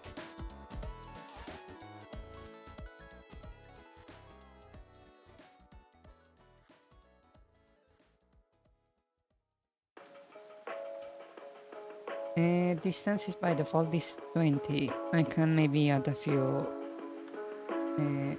stuff right here.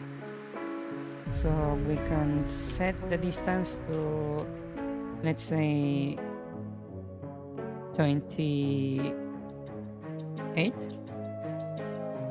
Just so everything is more clean. What else? It's also triggering on like twice, so maybe I should add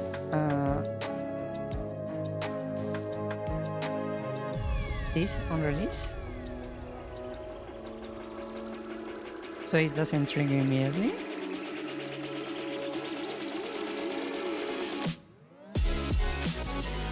Let's see.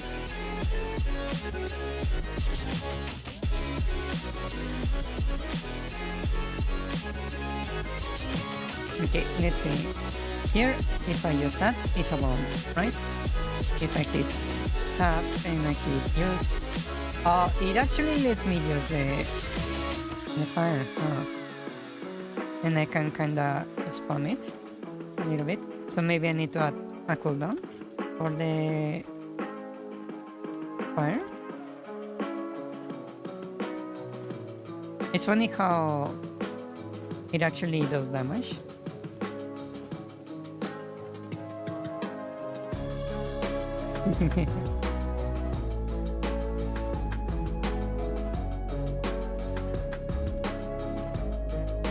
It doesn't burn thorns currently because I have not added that function to the thorns. But at least we have the, if you do it down is when that happens. Yeah. Oh yeah, you have invulnerability frames. I forgot. Yeah.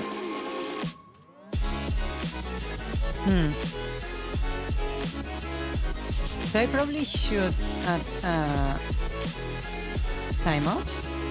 Maybe I can just make it so you can only spawn one single flame. So I could say if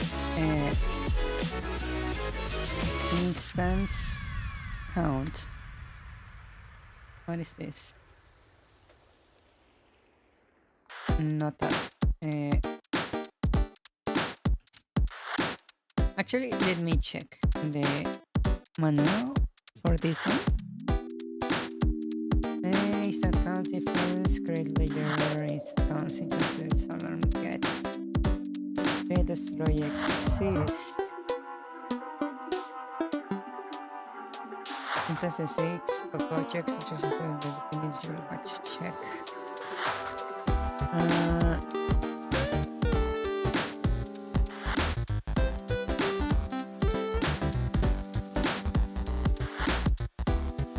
Okay, this one is more useful.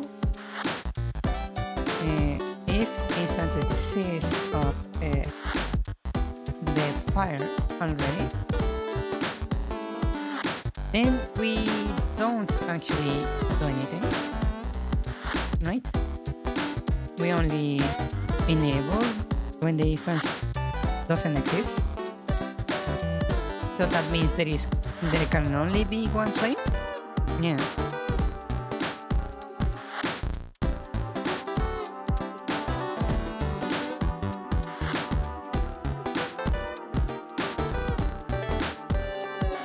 Yeah, if I set it so it does fire damage, that means I need to code. Yeah. The fire damage into stuff. Yes.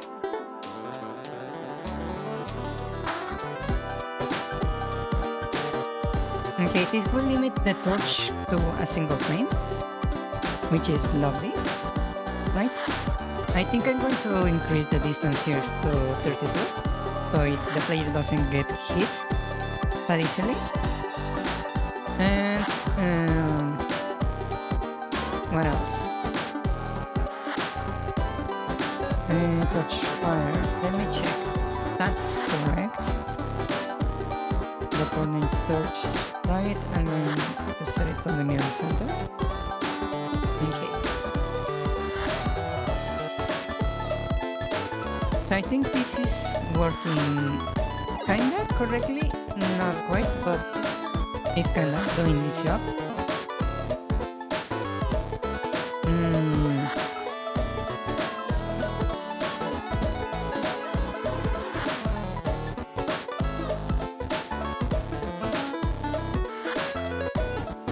Yeah, what I want is to have it work like the torch, the lamp in the original Zelda, that basically spawns a flame in front of you.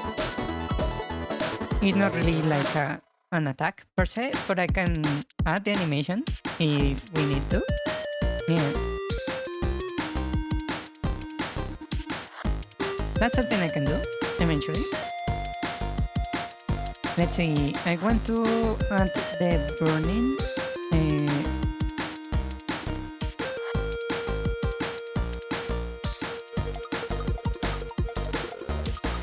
feature to the turns. Okay. So we have the interrupt, direction on,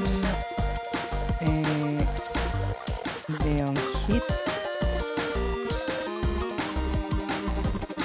Right?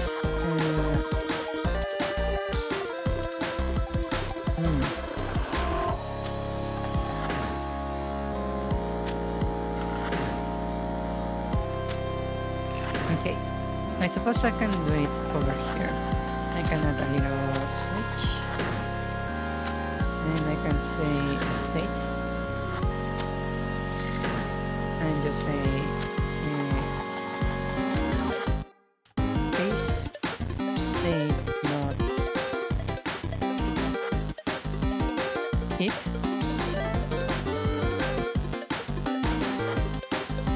That's not what I need to do.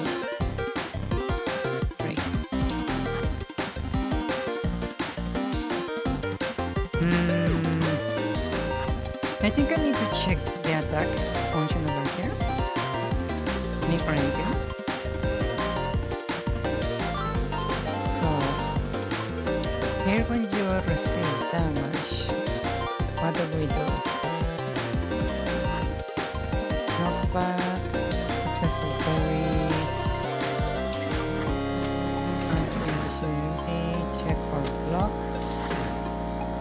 Knockback does not attack object order. I don't even remember what this is. Evaluate damage type.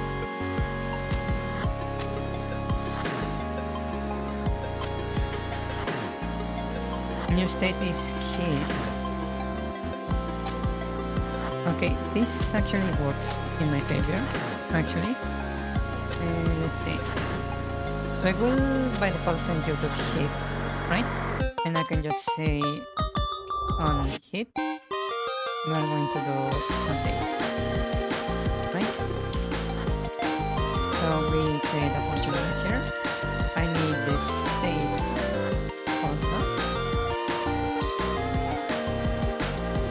Not idle. And function hit.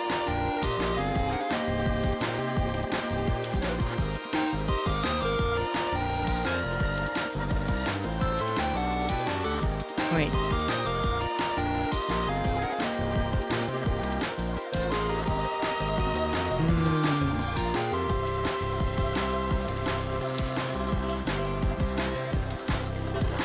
Actually, maybe I need to do this differently.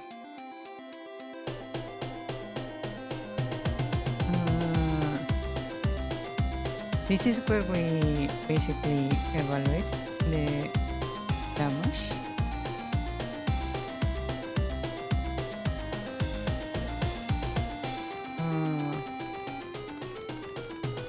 Target IP. We check for invulnerability. We check for the block. If we fail the block, we do damage, else we just trigger the knockback. So this right here is the damage. So we're changing the HP based on the hit. We are checking if attack object disease and then we're setting it to the other. I don't know why I'm doing this. Like at all. And then we cut the knockback.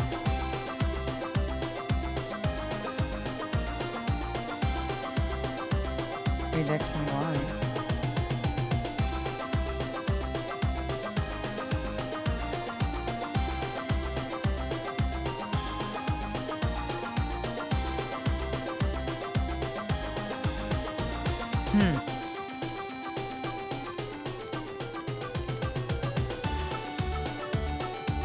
Yeah, they are more complex than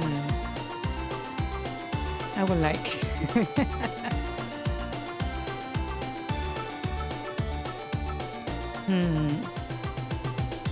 I think I can make this a little bit more generic, but I'm not sure if that will work the way I want to.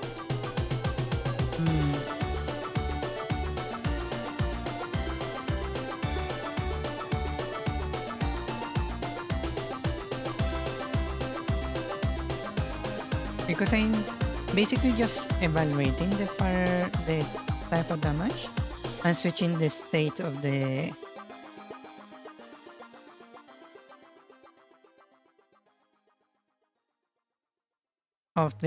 other object according to the damage right here, right?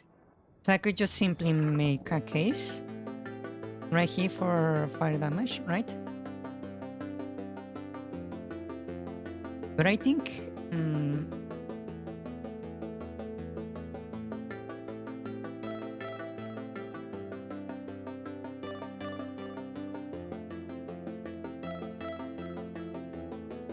I feel like this is kinda not well thought out the more I see my code. I feel like I could have made this work differently, if you know what I mean. But then again, I suppose the issue with all this is that this language doesn't have a function overloads, which is what kinda screwed me over.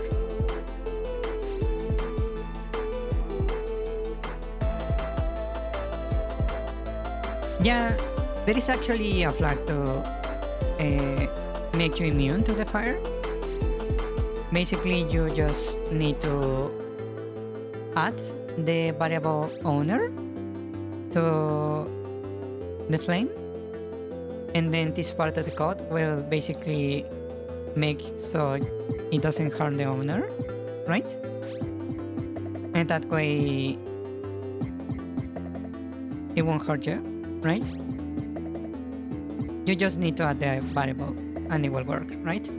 But I don't want to add that particular one because I want the torch like to be like this double-edged sword that basically will harm everything where it is, right?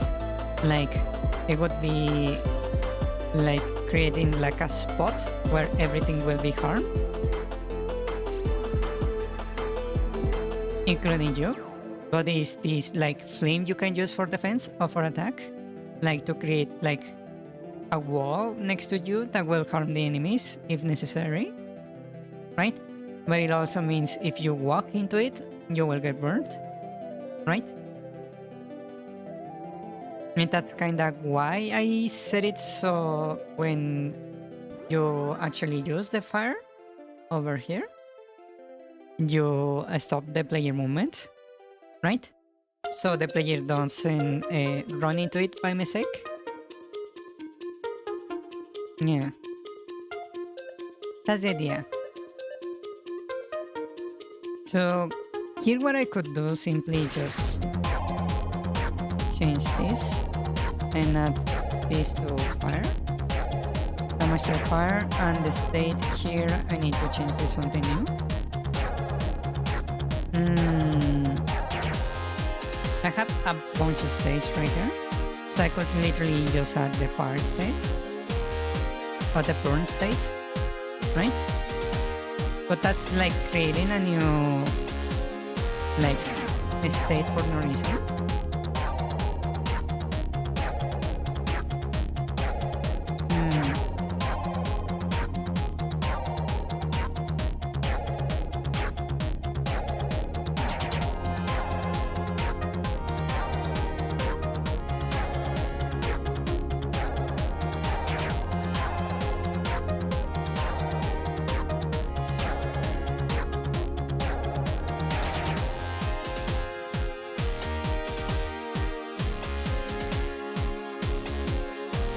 I feel like this should be like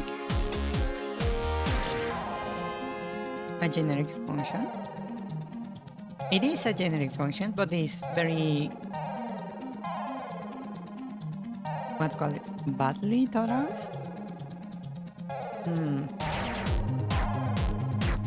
I feel like I could do it like this once, where basically everything is generic and you can call it from anywhere, right?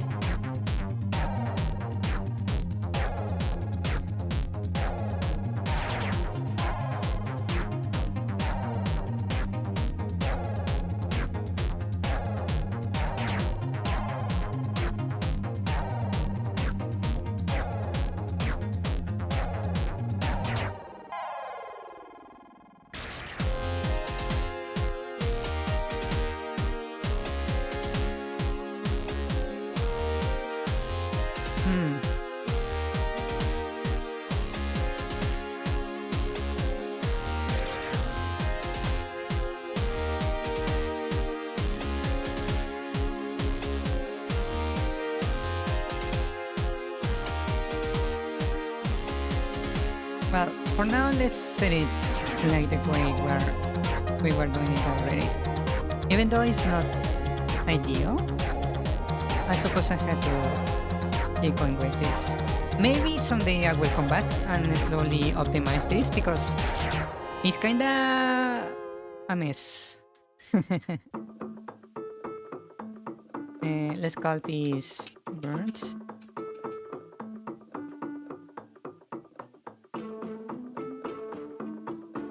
Someday, yeah.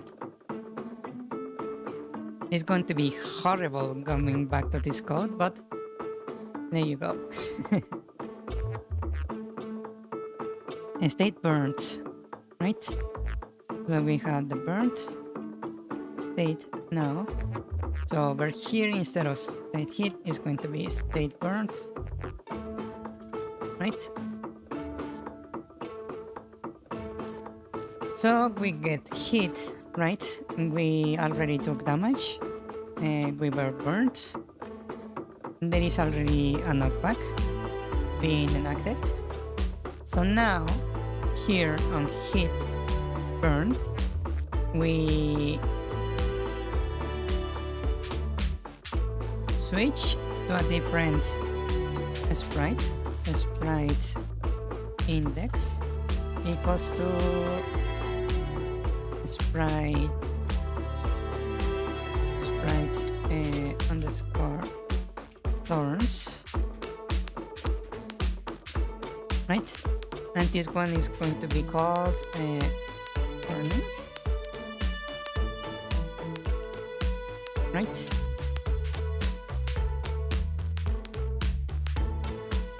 And because of state is burnt, I will add a new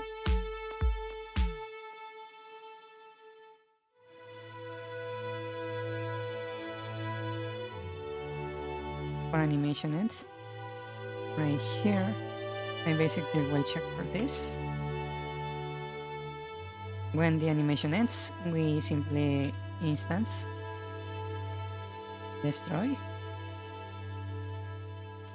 We get rid of the thorn, right? And to make sure it actually shows the animation of getting it burned, let's change the image. Is image index or number? I don't remember.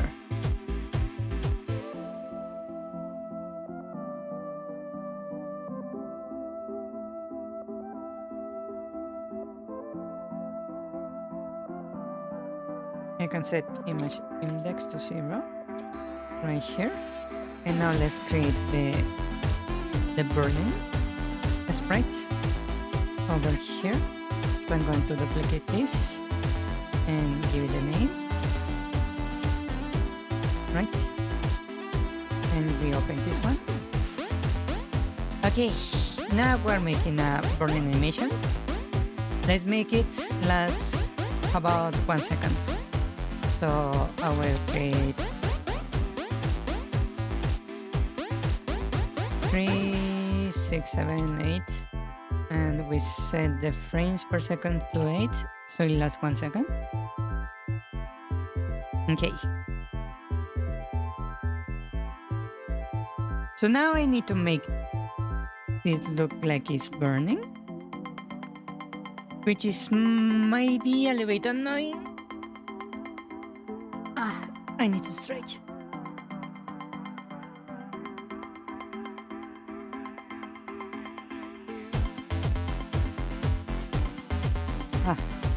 Okay. So, let's make a new layer for the burning. Yeah, here comes the art. So I'm going to just grab the yellow, I suppose. And I will just create like little bits and bobs. Like that, right? In different locations.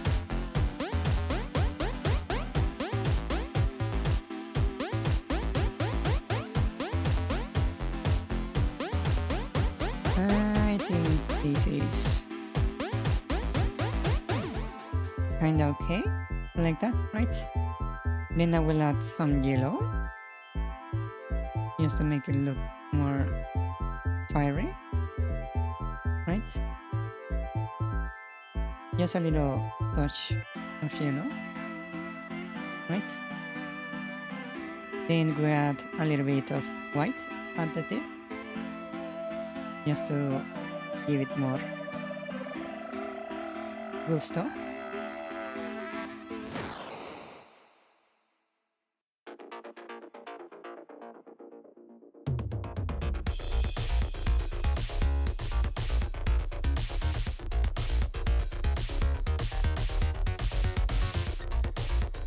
Right, that looks actually pretty good. Now we'll just copy all this. And let's go to the next one. And I will just place it roughly on the same location. Right? And I will make the flames a little bigger.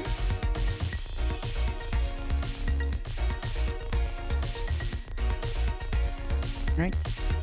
I will just add to this.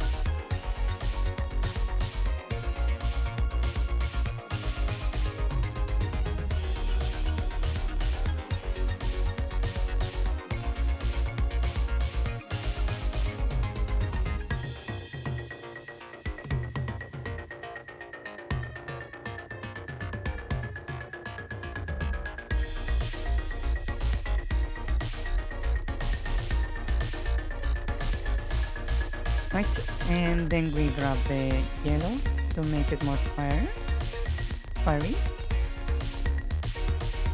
And I will just add it on the bottom like this.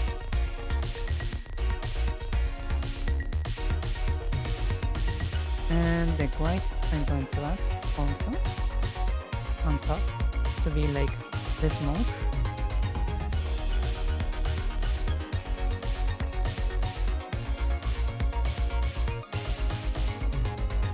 Right, and we grab this and move to the next frame.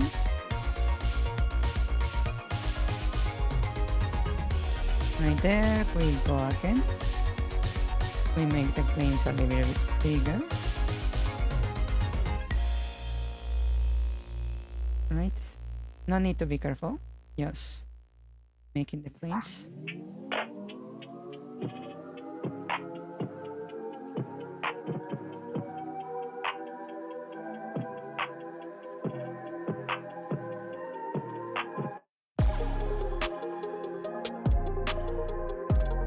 We add the yellow.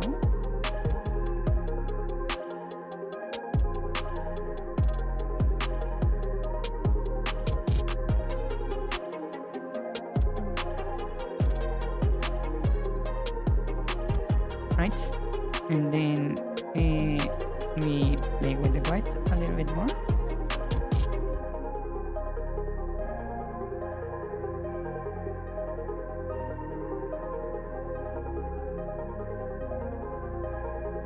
Right, then we grab this one and move to the next one.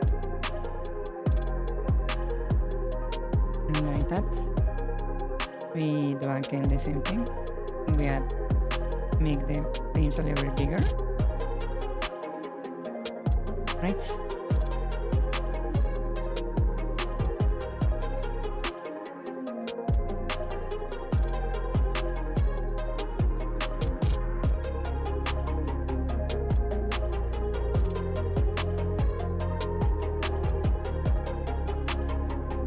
Just make the flames bigger. No need to be careful. Then we switch to the yellow. Just make the bottom yellow. Like that. Right? Of each flame. And we switch to the white. And add like this smoke here and there.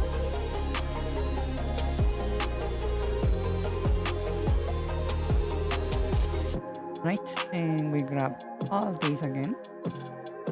And we move to the next frame. Yeah, we make the flames bigger once more.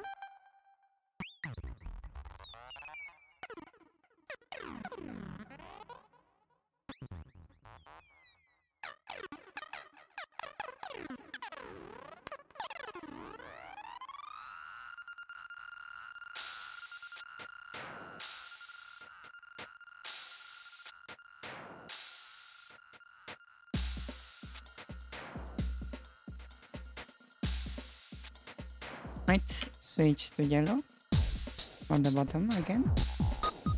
No need to be careful.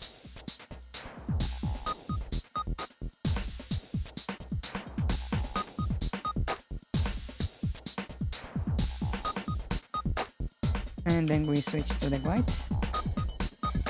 And again, no need to be careful. Just spam the smoke all over the place. Right. Then we move to the next one. Right there. And we proceed the same. Make the flames bigger.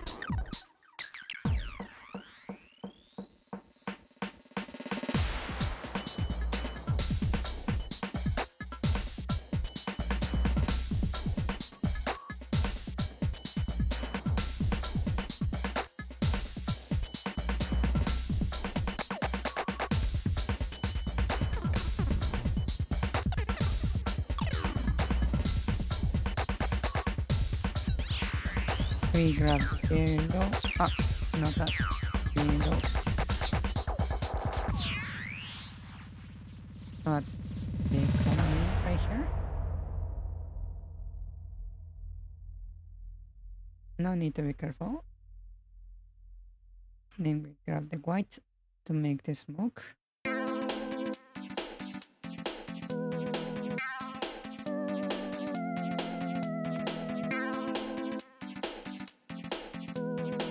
Right, we copy all this once more, move to the next scene. Oh, that looks very terrifying right there. We make the flames bigger. Right.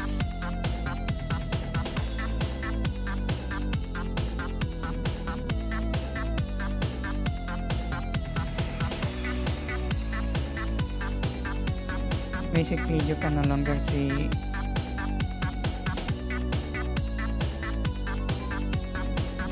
the thorns behind. Let me grab the yellow.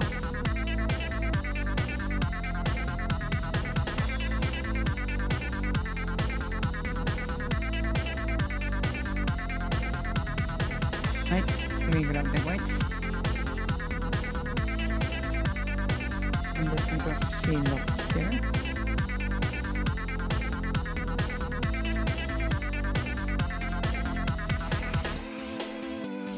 And then we grab this and move to the other side.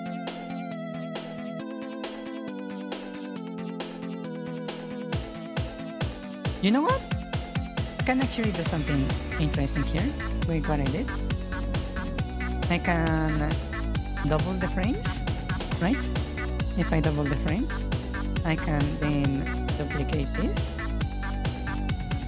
move it to the end, over here, duplicate this, move it to the end, right?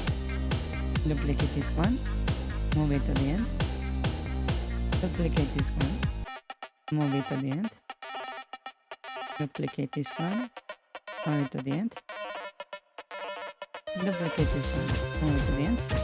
And over here, what I can do is just delete this, like completely.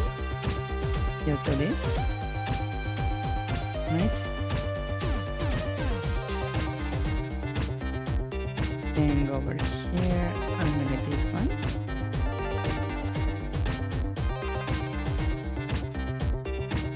Right?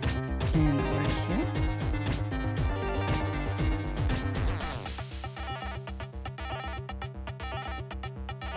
To make like the appearance that it actually burned it all away.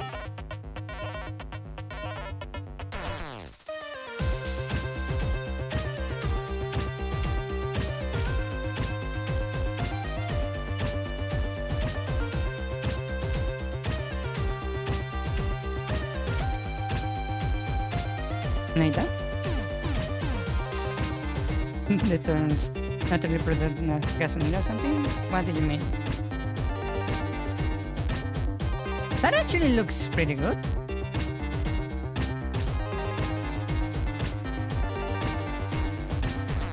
That looks awesome, actually.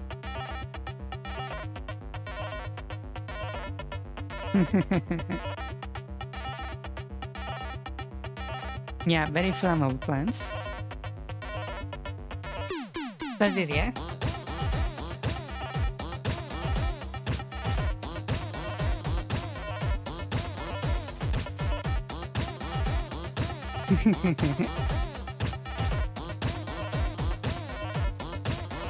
Right?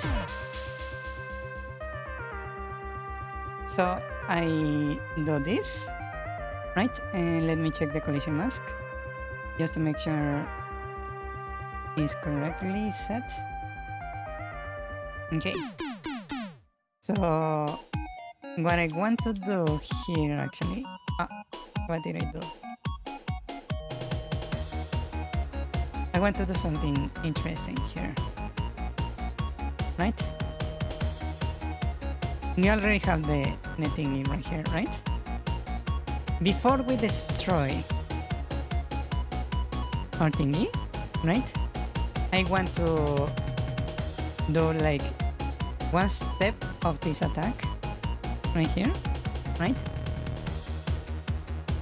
So I want to do this.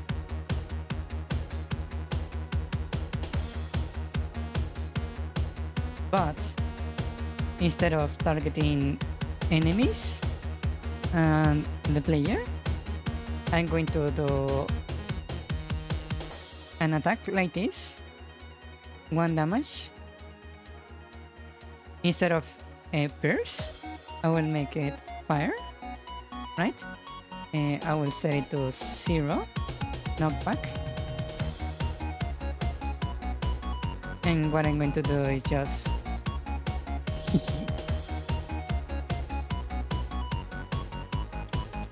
do 4 attacks. 1 to the right, 1 to the left, 1 down, and 1 up. Right?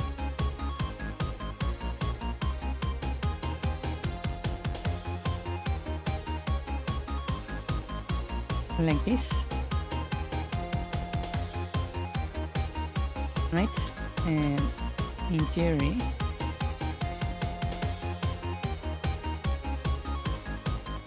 what's going to happen here, it should, if there is any turns around this particular turn, it should burn them, right? In theory. Right? Right? Right?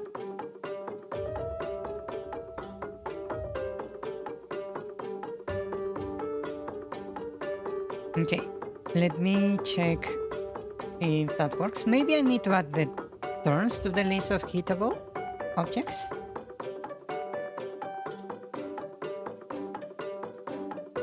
So if I switch and use, that didn't do anything.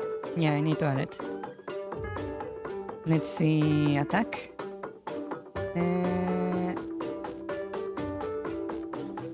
Hit list is going to be, I will just add the object underscore thorns, like that, and that should solve that. Okay, right? So now if I do the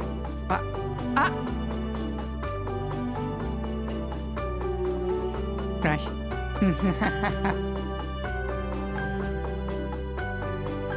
Oops. And the issue here is that, funny enough, the turns don't have HP.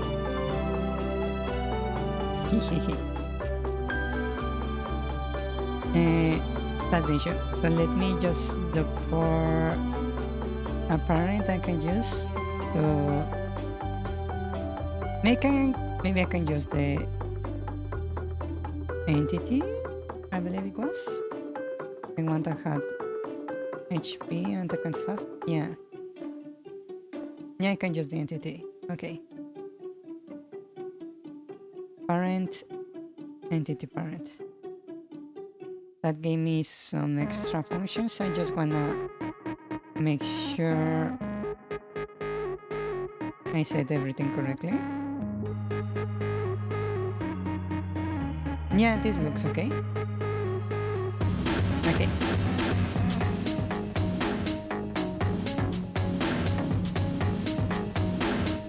So they burn forever? What I want to happen is something slightly different. Let's see. It didn't do anything. Lovely. Really? That's unexpected.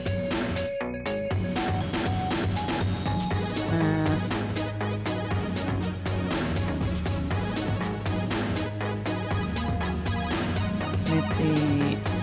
Turns, where are you?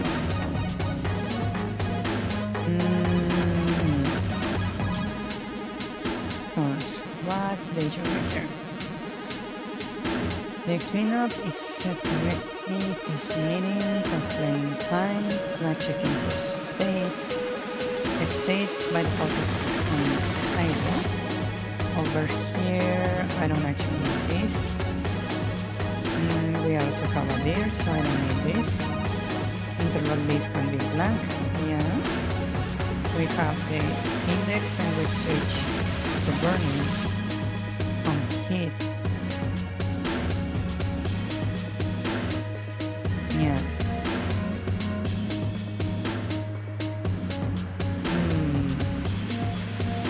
Let me see if this is actually triggering right there.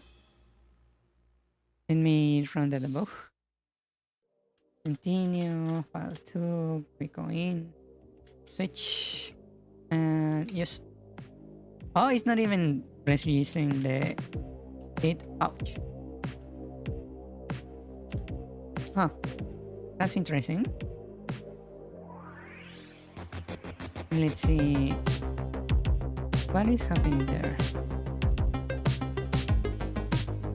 I did the turns to the hit list, right? Over here.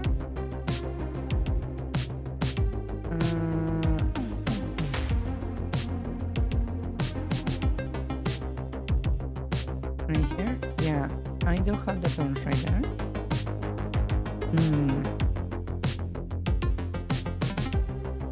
No, it should register it. Yeah. It does register if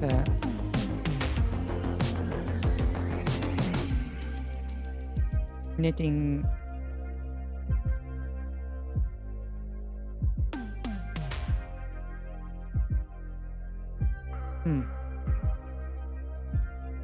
response on top of it.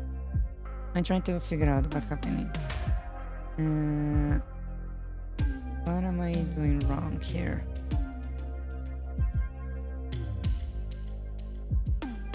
Let me check right here. Okay, let's run this again. I'm going to stop execution on collision with something that does damage. And there we go. So we're right here, right? So currently in variables, we are running an attack. The instance self is turns, so the turns are getting hit. The thing they're getting hit by is the torch fire, right?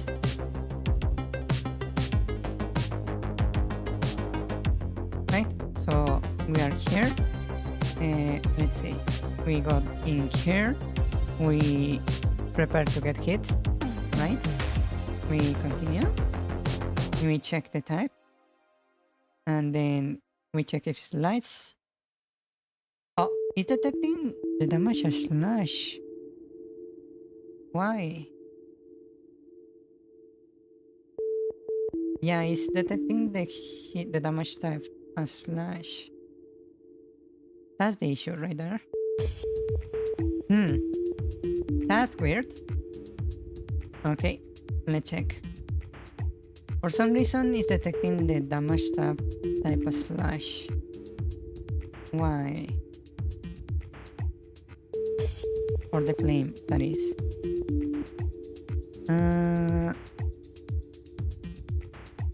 Let's see. Where are you? Projectiles, flame. Okay. Here we have the damage type set as fire. Let me check here. What's happening here? What type I was sending exactly?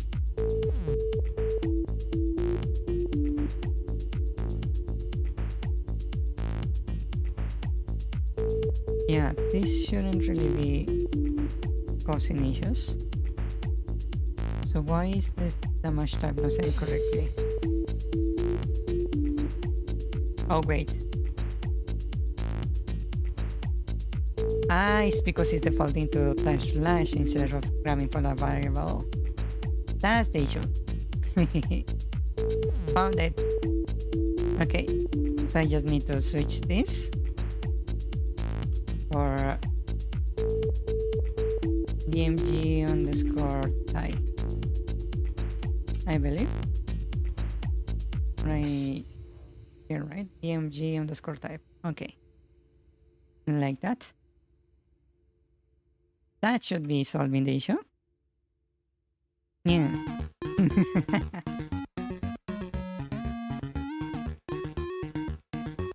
Okay. So we change and boom. Oh, I forgot to change the state for the flames. Whoops. Okay. At least that's a different kind of issue. Okay. So on the turns, we need to, once we set everything for the burning, I need to change the state to state.idle. Yeah. That should fix it.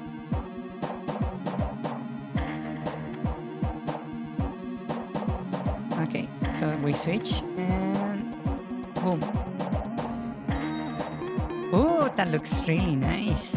The only issue is that's not getting destroyed.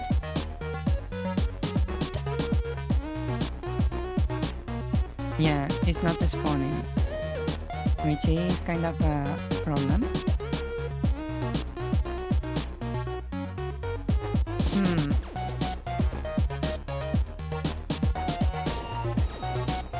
Okay, that's interesting. So, when we actually run this, right? And we hit something like this, the one is actually not working. Oh. Oh, I know why. I know why. Okay. Instead of switching the state right here, on hit we set things to burning, right?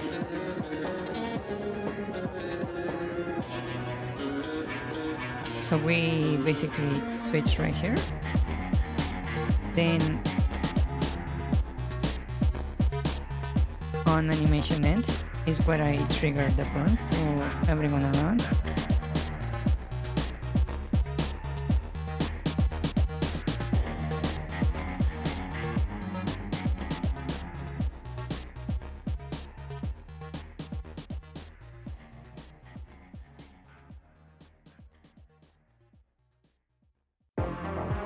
I'm trying to figure out what to do here. On burn we switch, right? Right? Maybe I should switch to a different kind. We can switch to state attack, right? And state attack, we check for animation end right here, right? That way we can avoid triggering the reset for the animation while still activating this. In theory, that's kinda of a messy way to solve that, but let me see if it works. So switch, burn, and hold, near. It actually kind of worked a little bit.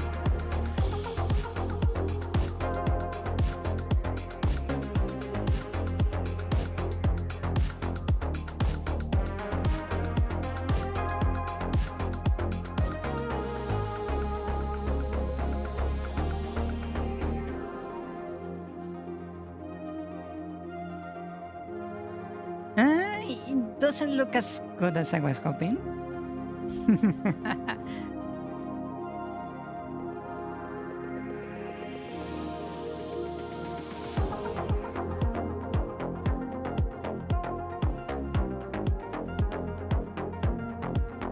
But it works.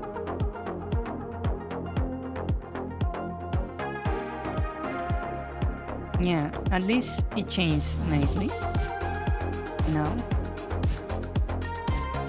so if I go over here and solve this real quick, go down, you have to go to the right, and up, right, up, down, right, go in. I can do something like this, like boom.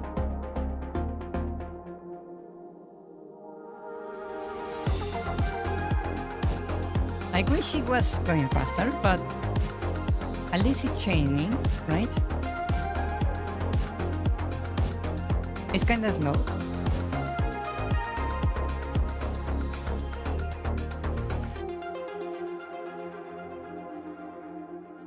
It's actually kinda slow.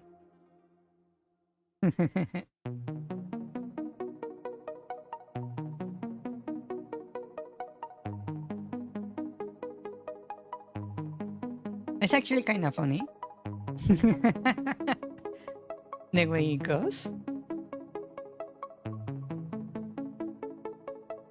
What do you think?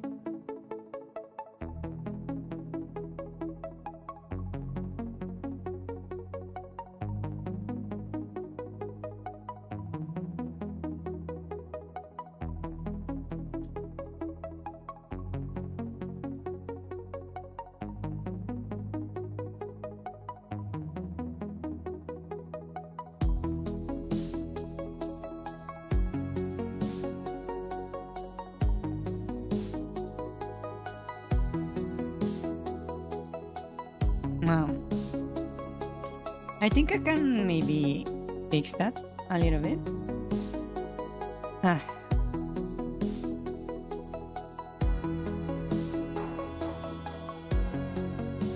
Yeah.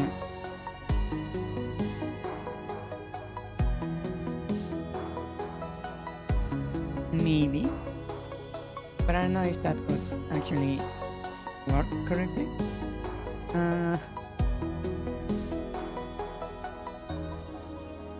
Instead of having it trigger like this at the end of the animation, I could just make it work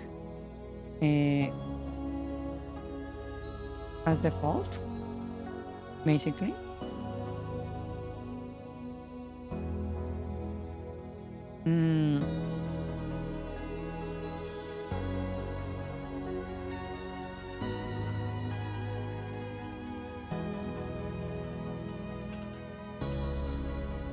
Length number.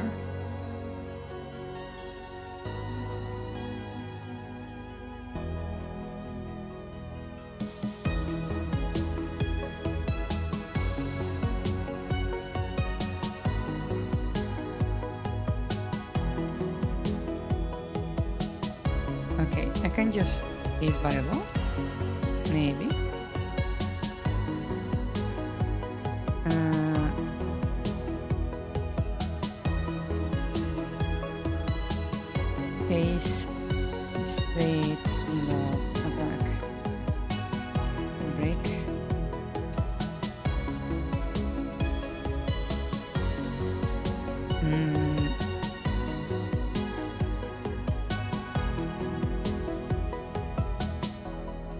if image number over 2 is greater than image index,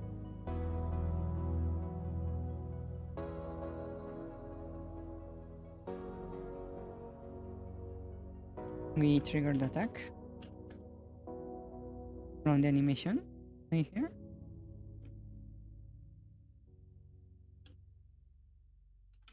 Right, right there.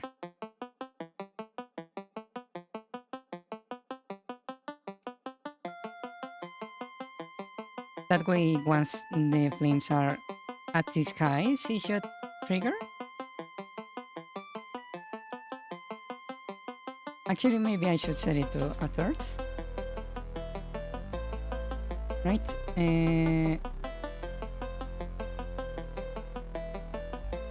And this is backwards.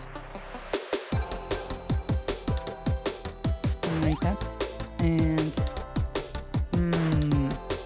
to prevent the thingy to triggering, I can just set it here. If image index is not the burning one, then we change the set. Otherwise, we just do nothing like that. Let's see if that works the way I want it.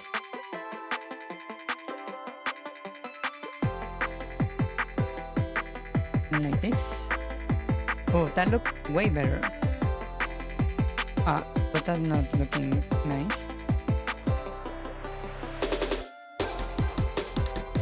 Ouch.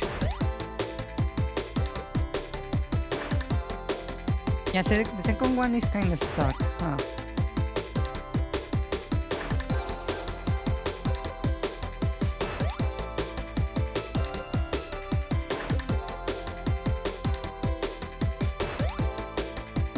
Yeah, the animation looks nice there, but it's not what I wanted, sadly. Yeah, the rhythm is nice. The issue is that it's not really burning all of them. Yeah, that's the issue.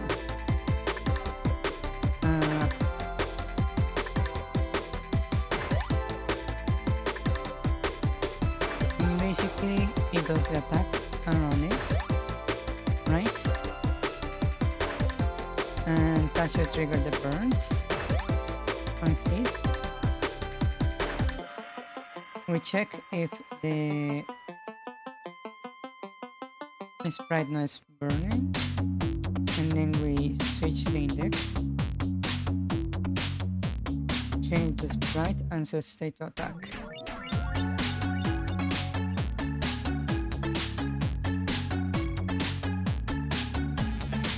Right?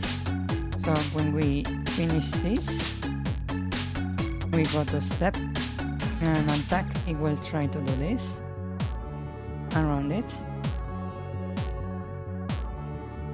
So here it changed the state to burnt. It's already that. So we are currently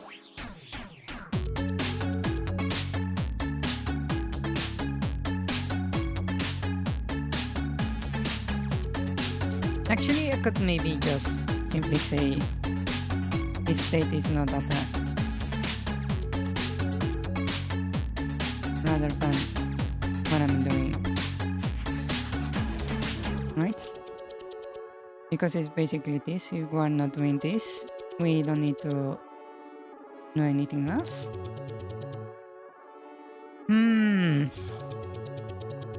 This is more difficult than I thought it was going to be.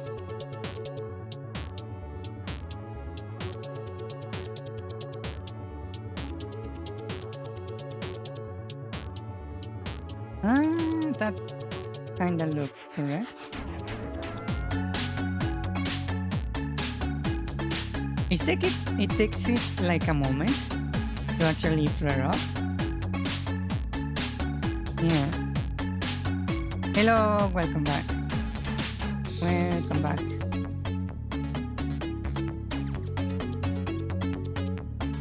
I don't know why it takes it a moment to actually animate. That's a bit weird.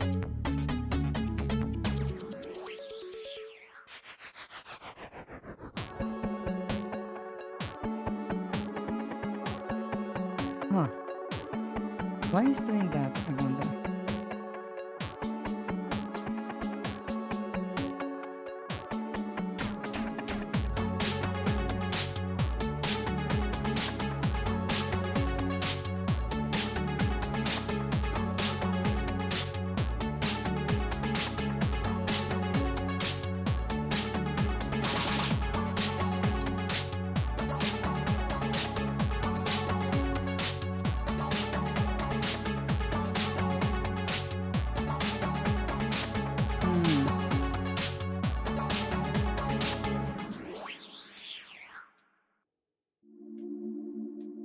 It looks like a quest for the turn to burn first. Yeah. It does look like that. For some reason. And that's not what I wanted.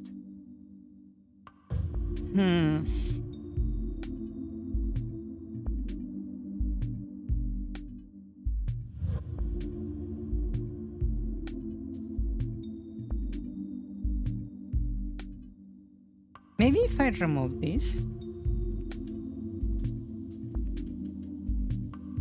I will cause chaos by commenting this. Maybe that will...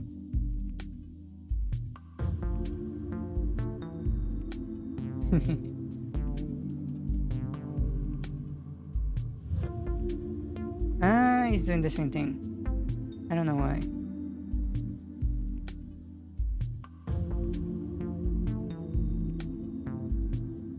Wait, I know why.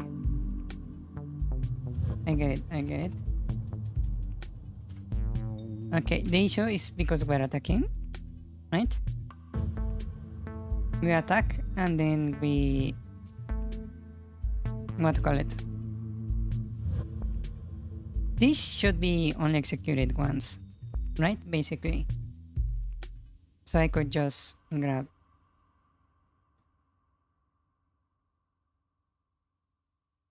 that and not run it on the end, but it has to execute only once, right? So on hit we start the burning, right? And then when we go into attack, that is the one we're doing, I can maybe, instead of attack, set it to moving, right? And when we are at a certain point of the animation, we then switch to attack.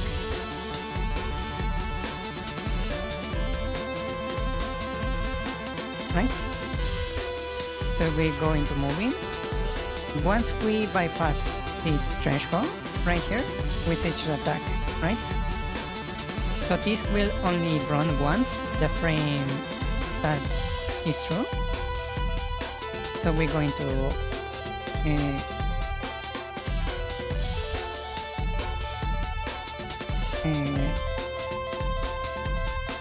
that's what I need to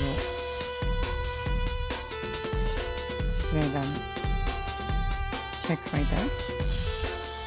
We are not an attack and we are not moving, right? If we are not in either of those states, we trigger the burning.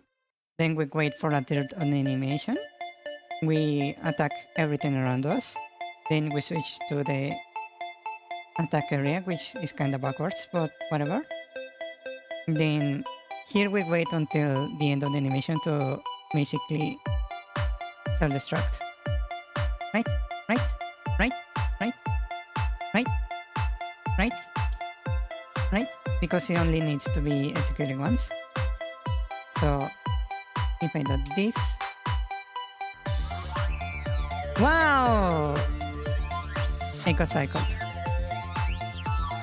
Lovely! It looks nice actually. Not what I wanted, but it looks nice.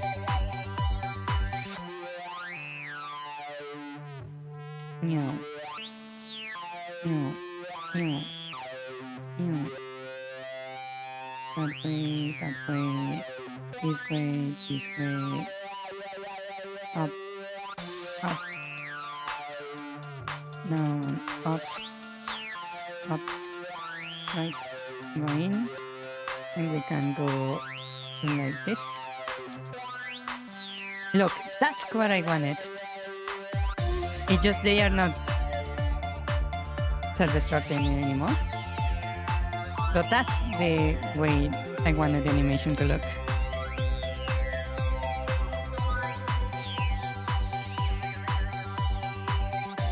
That's what I like, what I wanted to look like that.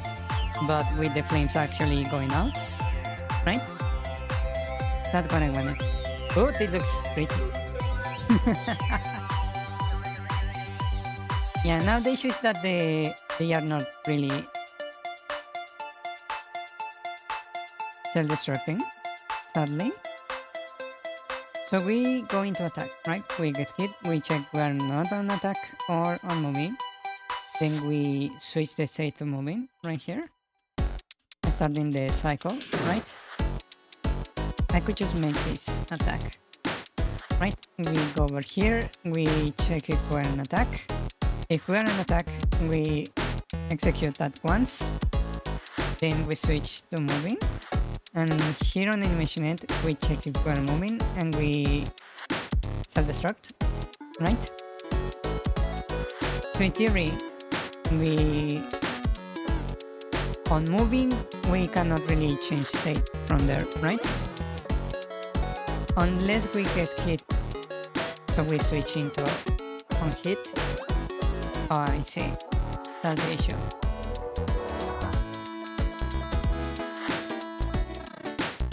We are getting reset. That's the issue. So I can just set it like that. And that should be it. That's the solution. Watch me be completely wrong about it.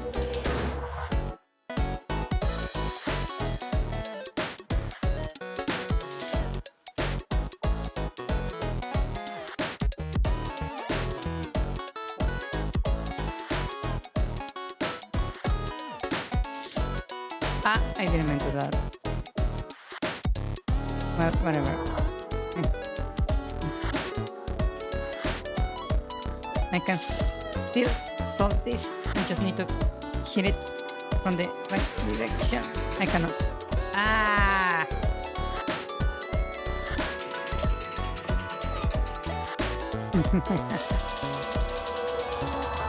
Okay, so this way. Right. Down. Then you go to the right. You go to the right. You go this way. Up and up. You go up, down, up. To the right. And here I just do this. It didn't work. Lovely.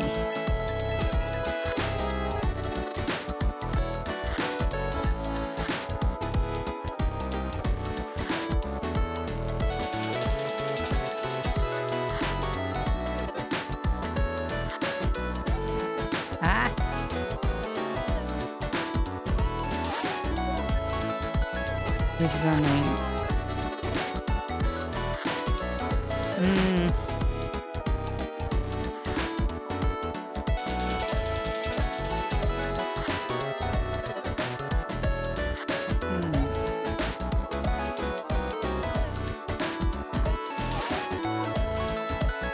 How about if I set it like this? How about if I do this? If or state is not the original idle, self-destruct. And that's it. It doesn't matter the state you are in. If the animation ended and you are not in idle, just commit seppuku. Right?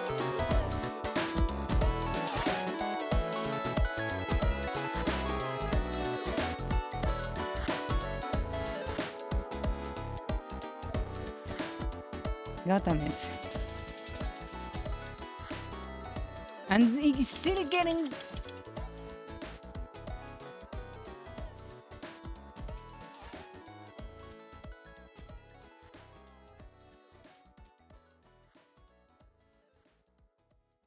Somehow it managed to cycle itself, even though... What the actual fuck is happening here? Okay, that's weird. That's so weird. Okay, I need to set this on a better way. Okay, let's call this wind down. Right? This is when we're about to die. Right here. Right? Wind down. So, we get burned. Right? We trigger on hit. We basically change our state to burning, right? Let me just undo this. All this nonsense I did. Okay, we switch to attack. Basically got burned, we switch to attack. On attack, we are going to wait until our image index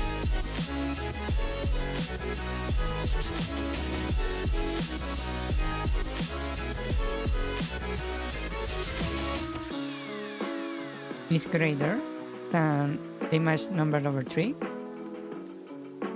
right? And then we do an attack all around, and then we move up to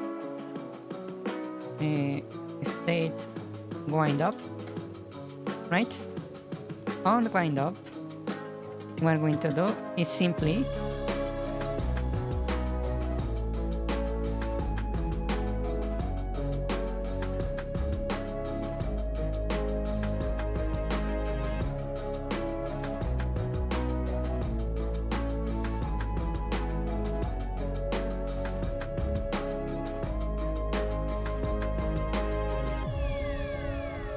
we don't need the wind up, actually. Wind down.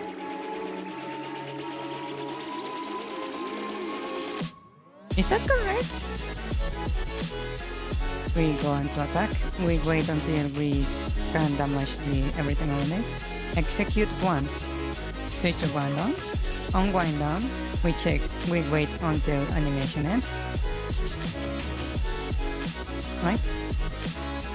But we can still get hit, that's the issue.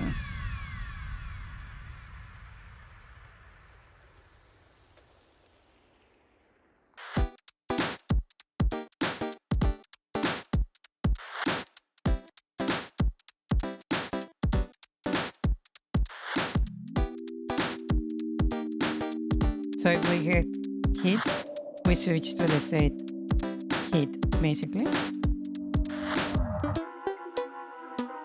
To state burned, actually.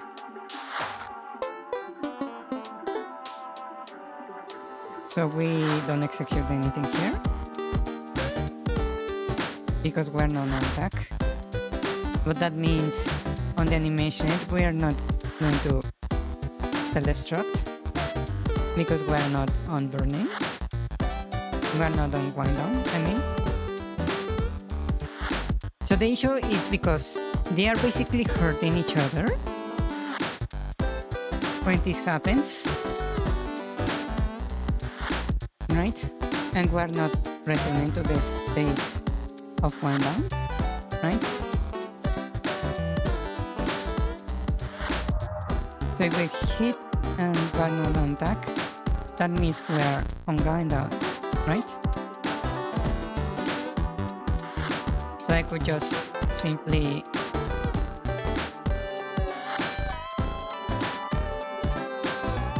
if we're not attack, we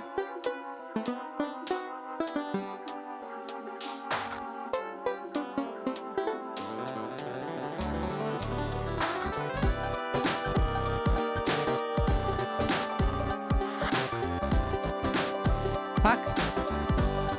Ah. Okay, let's flip this around. The issue is here on hit. So if We are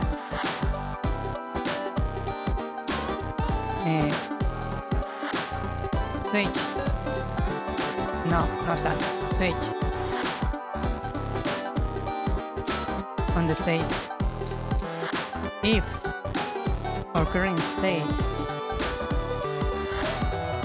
is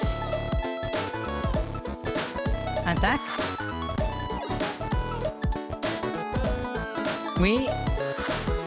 what do we do? Nothing. Return. Right? If a state is, what was it? Wind down. If state is wind down, we do what? Nothing. Return.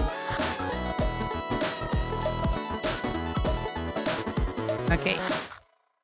So if we are hit for the first time, that is, then we do this code right here, right? Okay. That's okay, right there. So what happens when we get hit for the second time? Our state is not going to be attack or wind down. It's going to be hit, right? So here, what do we need to check to know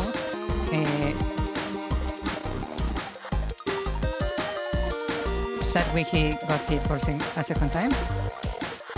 That would be checking our sprite, right? If our sprite is burning, that means we already got hit, right?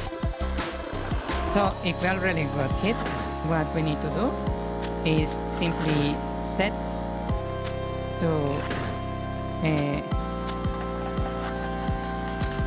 wind down, right? So state equals state dot wind down, because we don't need to do anything, and we just return, right? So once we set this, we won't execute this code again, and we will just switch the correct parameter right there, right. And this only executes if we got hit again, right? Is that correct? Am I completely wrong? Delusional?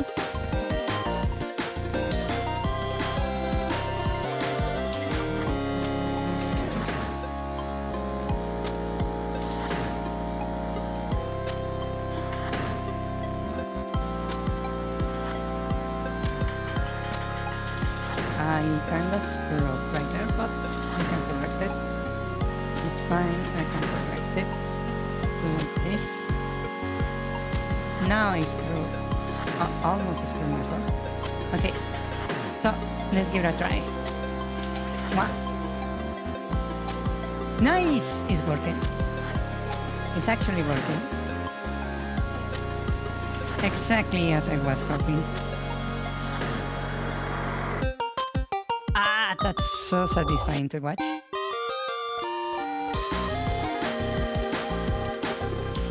It doesn't actually burn all the things, but it looks nice now. Yeah, it looks actually nice. Oh, right now it looks kind of nice.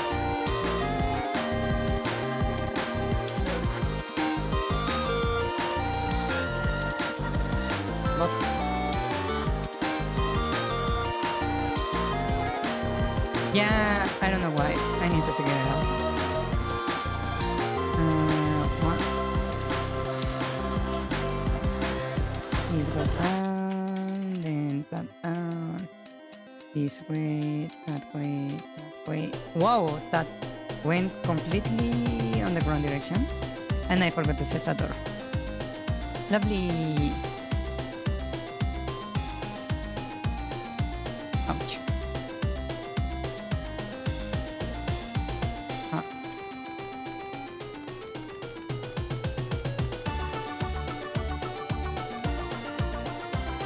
Okay.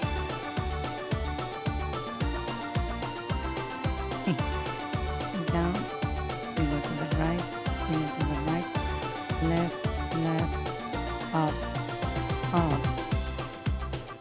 Up. Ah, I don't have the beam. That. And got it. So, the game crashed.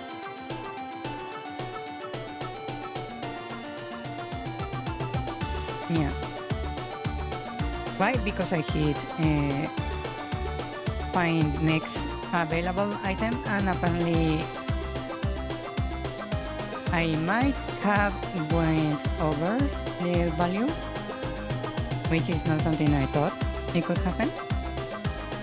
Apparently, it can happen, which is another bug. Lovely.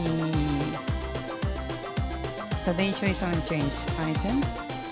Basically, this can be over the value right here. This can be over the value. So I need to cap it, basically.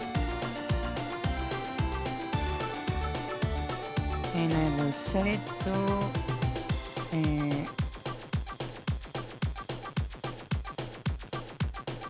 if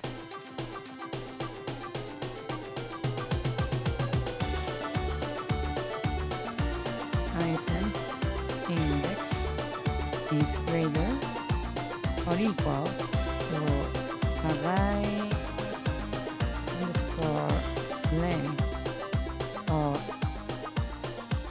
item list, then this is going to be equals to array item minus 1. Item length minus 1. Like that.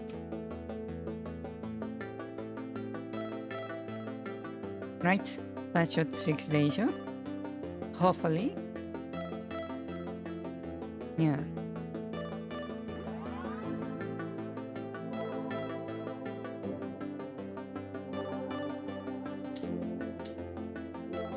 Let's see. Q. It crashed. Out of range variable. Oh, I see. I see. This if needs to be in here.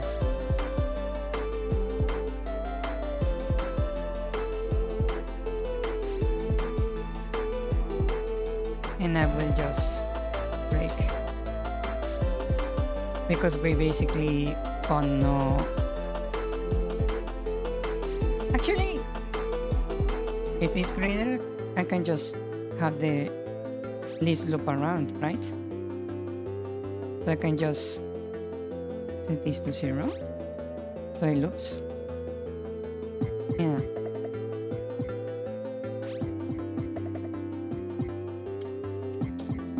Okay. So yeah, it's not crashing anymore. So right now I should have the flame. Yeah. That looks so nice. Oh, that looks so pretty. I like it.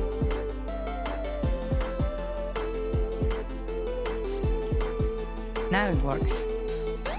Yeah. It's probably because I burned both at the same time. I screwed up.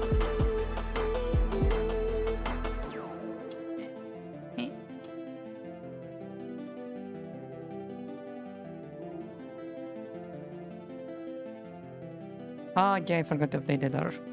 Ah!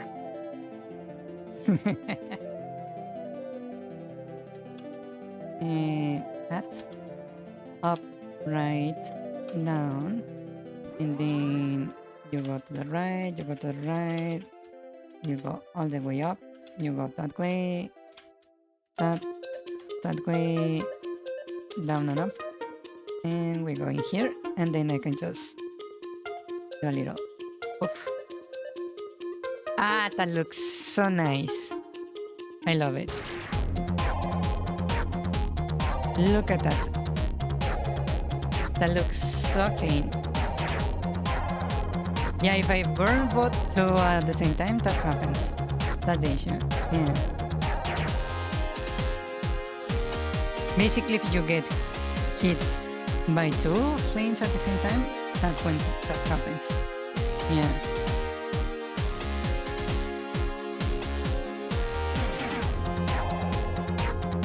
If you burn two at the same time, they basically hit each other with their flames, and that causes that it doesn't spread to one side. Yeah.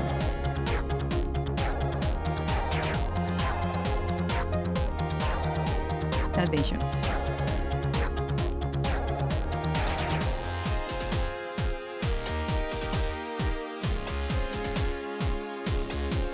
Well, it's a bug, but it's not really a major bug. It's just something I wish it didn't happen that way. But yeah.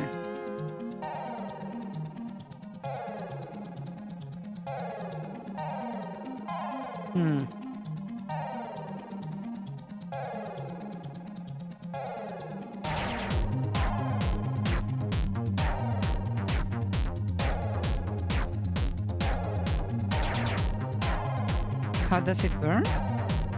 You mean the ones on the sides?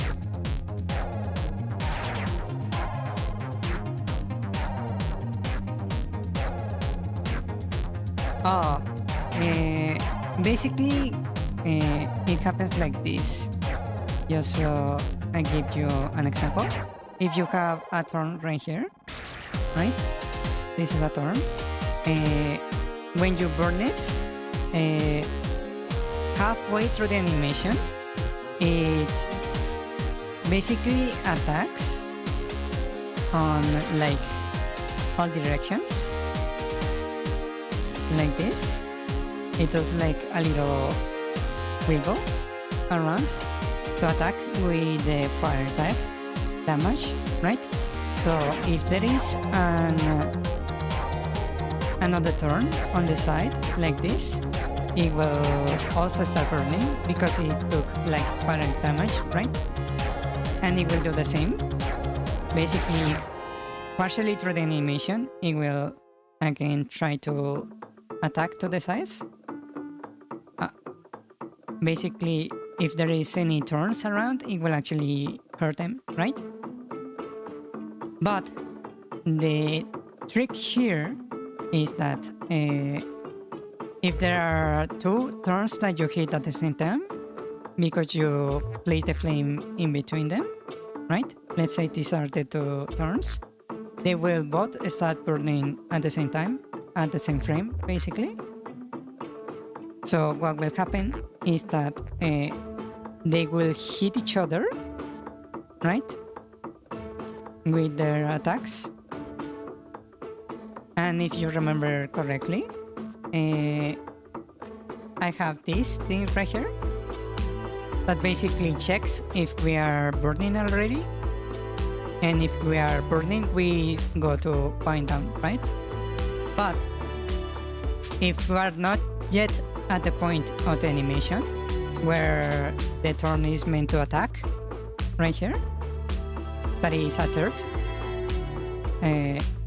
of the animation in, if we get hit like immediately after we get hit by the fire, by the other turn, what will happen is that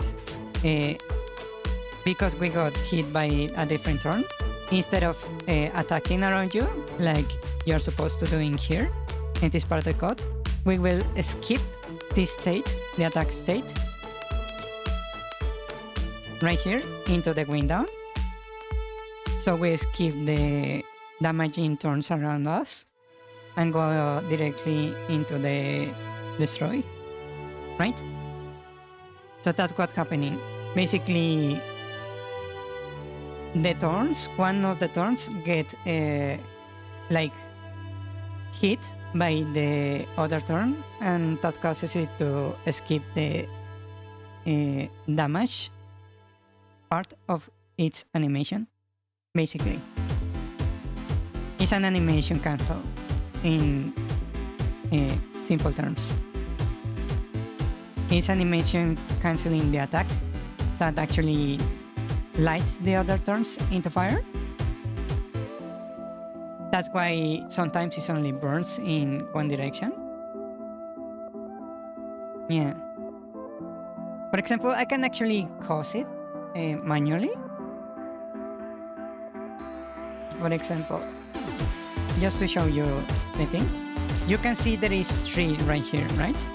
3 turns, 1, 2, 3, right? If I plant the fire directly on the center, right here, it will burn the 3 nicely, right? But if I do it in between 2, like right here, this is in between, hitting 2 at the same time, one of the turns will cancel the other's animation, and it will only burn in one direction, right? It depends on which turn the game prioritizes execution animation, and the second one will get animation cancelled, basically. Yeah. So if you do it perfectly on a single turn, it will burn cleanly. But if you do it like in between, it will cancel one of them. Yeah. That's the issue, basically. The solution is actually very simple. It's a bit annoying, but it's very simple. Basically, what I need to do is that when you have 2 turns, basically side by side, I need to make it so when you get hit by the player's flame, like this, right? The turn actually does a different kind of damage to the turns to the side. So it's not the same kind of damage. That way it will not get animation cancel, right? Basically I need 2 ways to burn a turn. One with the torch and one by a turn. Yeah. That way they will not conflict. Basically, I would need to implement a different kind of damage type. Basically.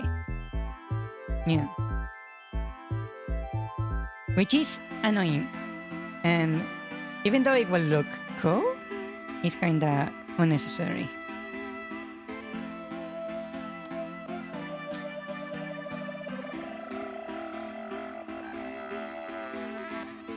Well, I would like to do it eventually.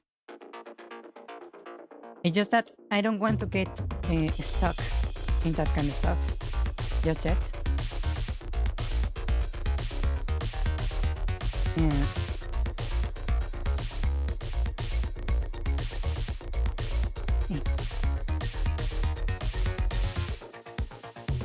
But I like how it looks when it actually works correctly. Yeah.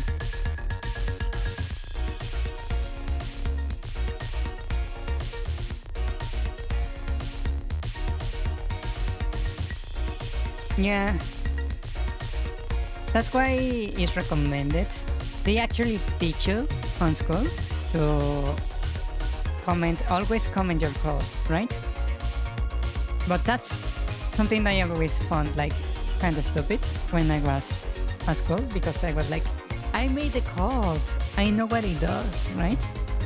Never taking into account that I would be like today on a project that is like a year old, and then I go back to parts of my code and I'm like, what the hell does this do again?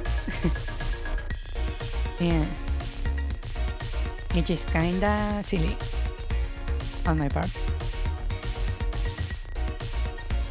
Yeah. I will actually add the comment right here.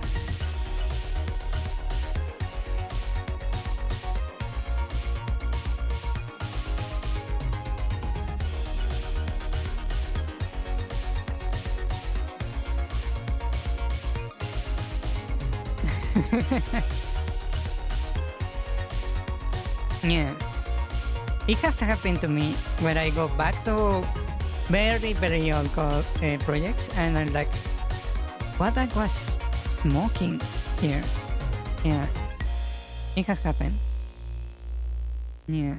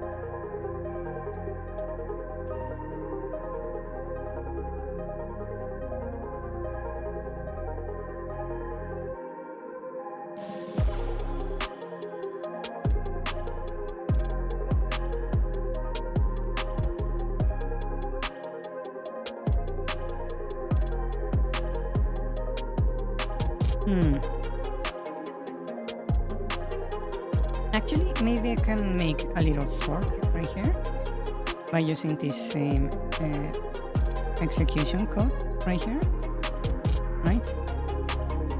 So I can just check right here.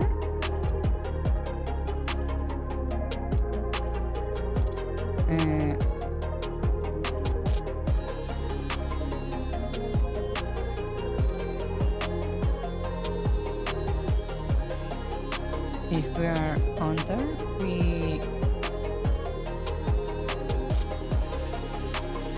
if this is greater, we go to attack.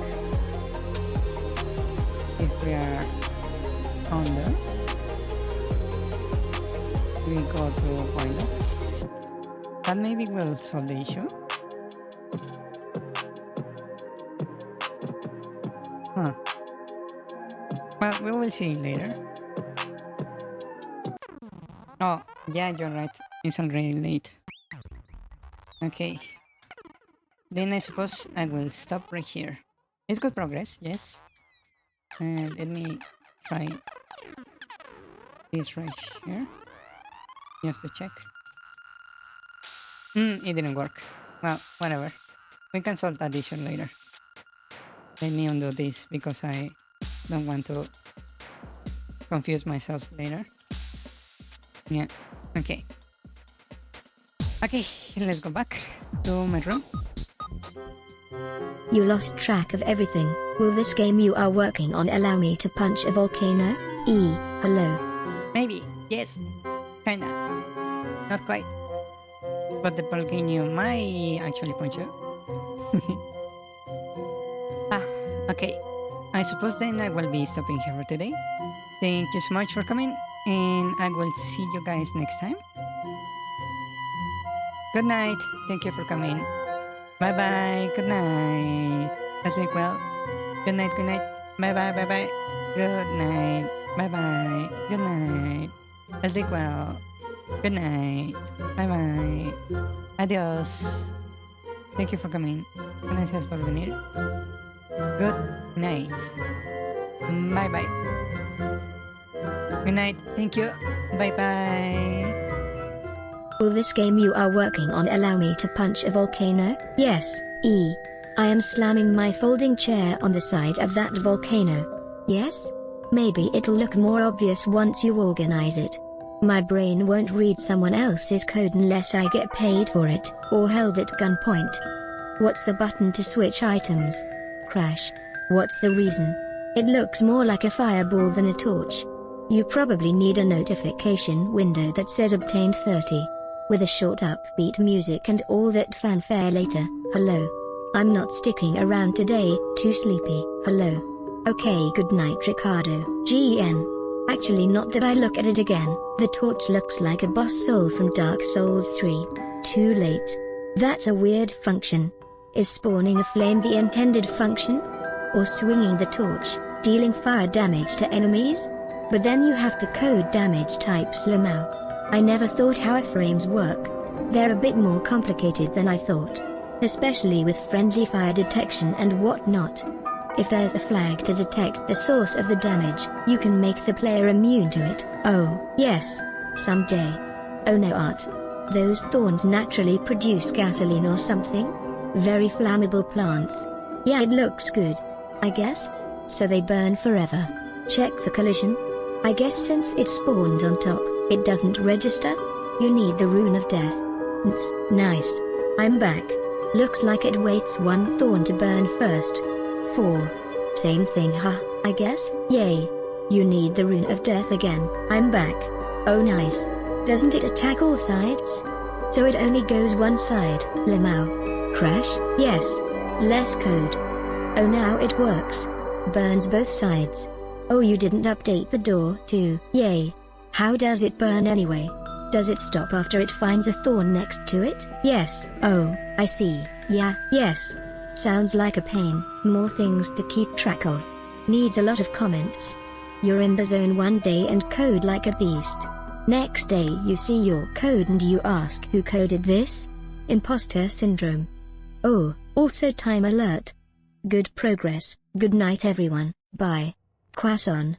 Rice cracker emoji. Banana emoji.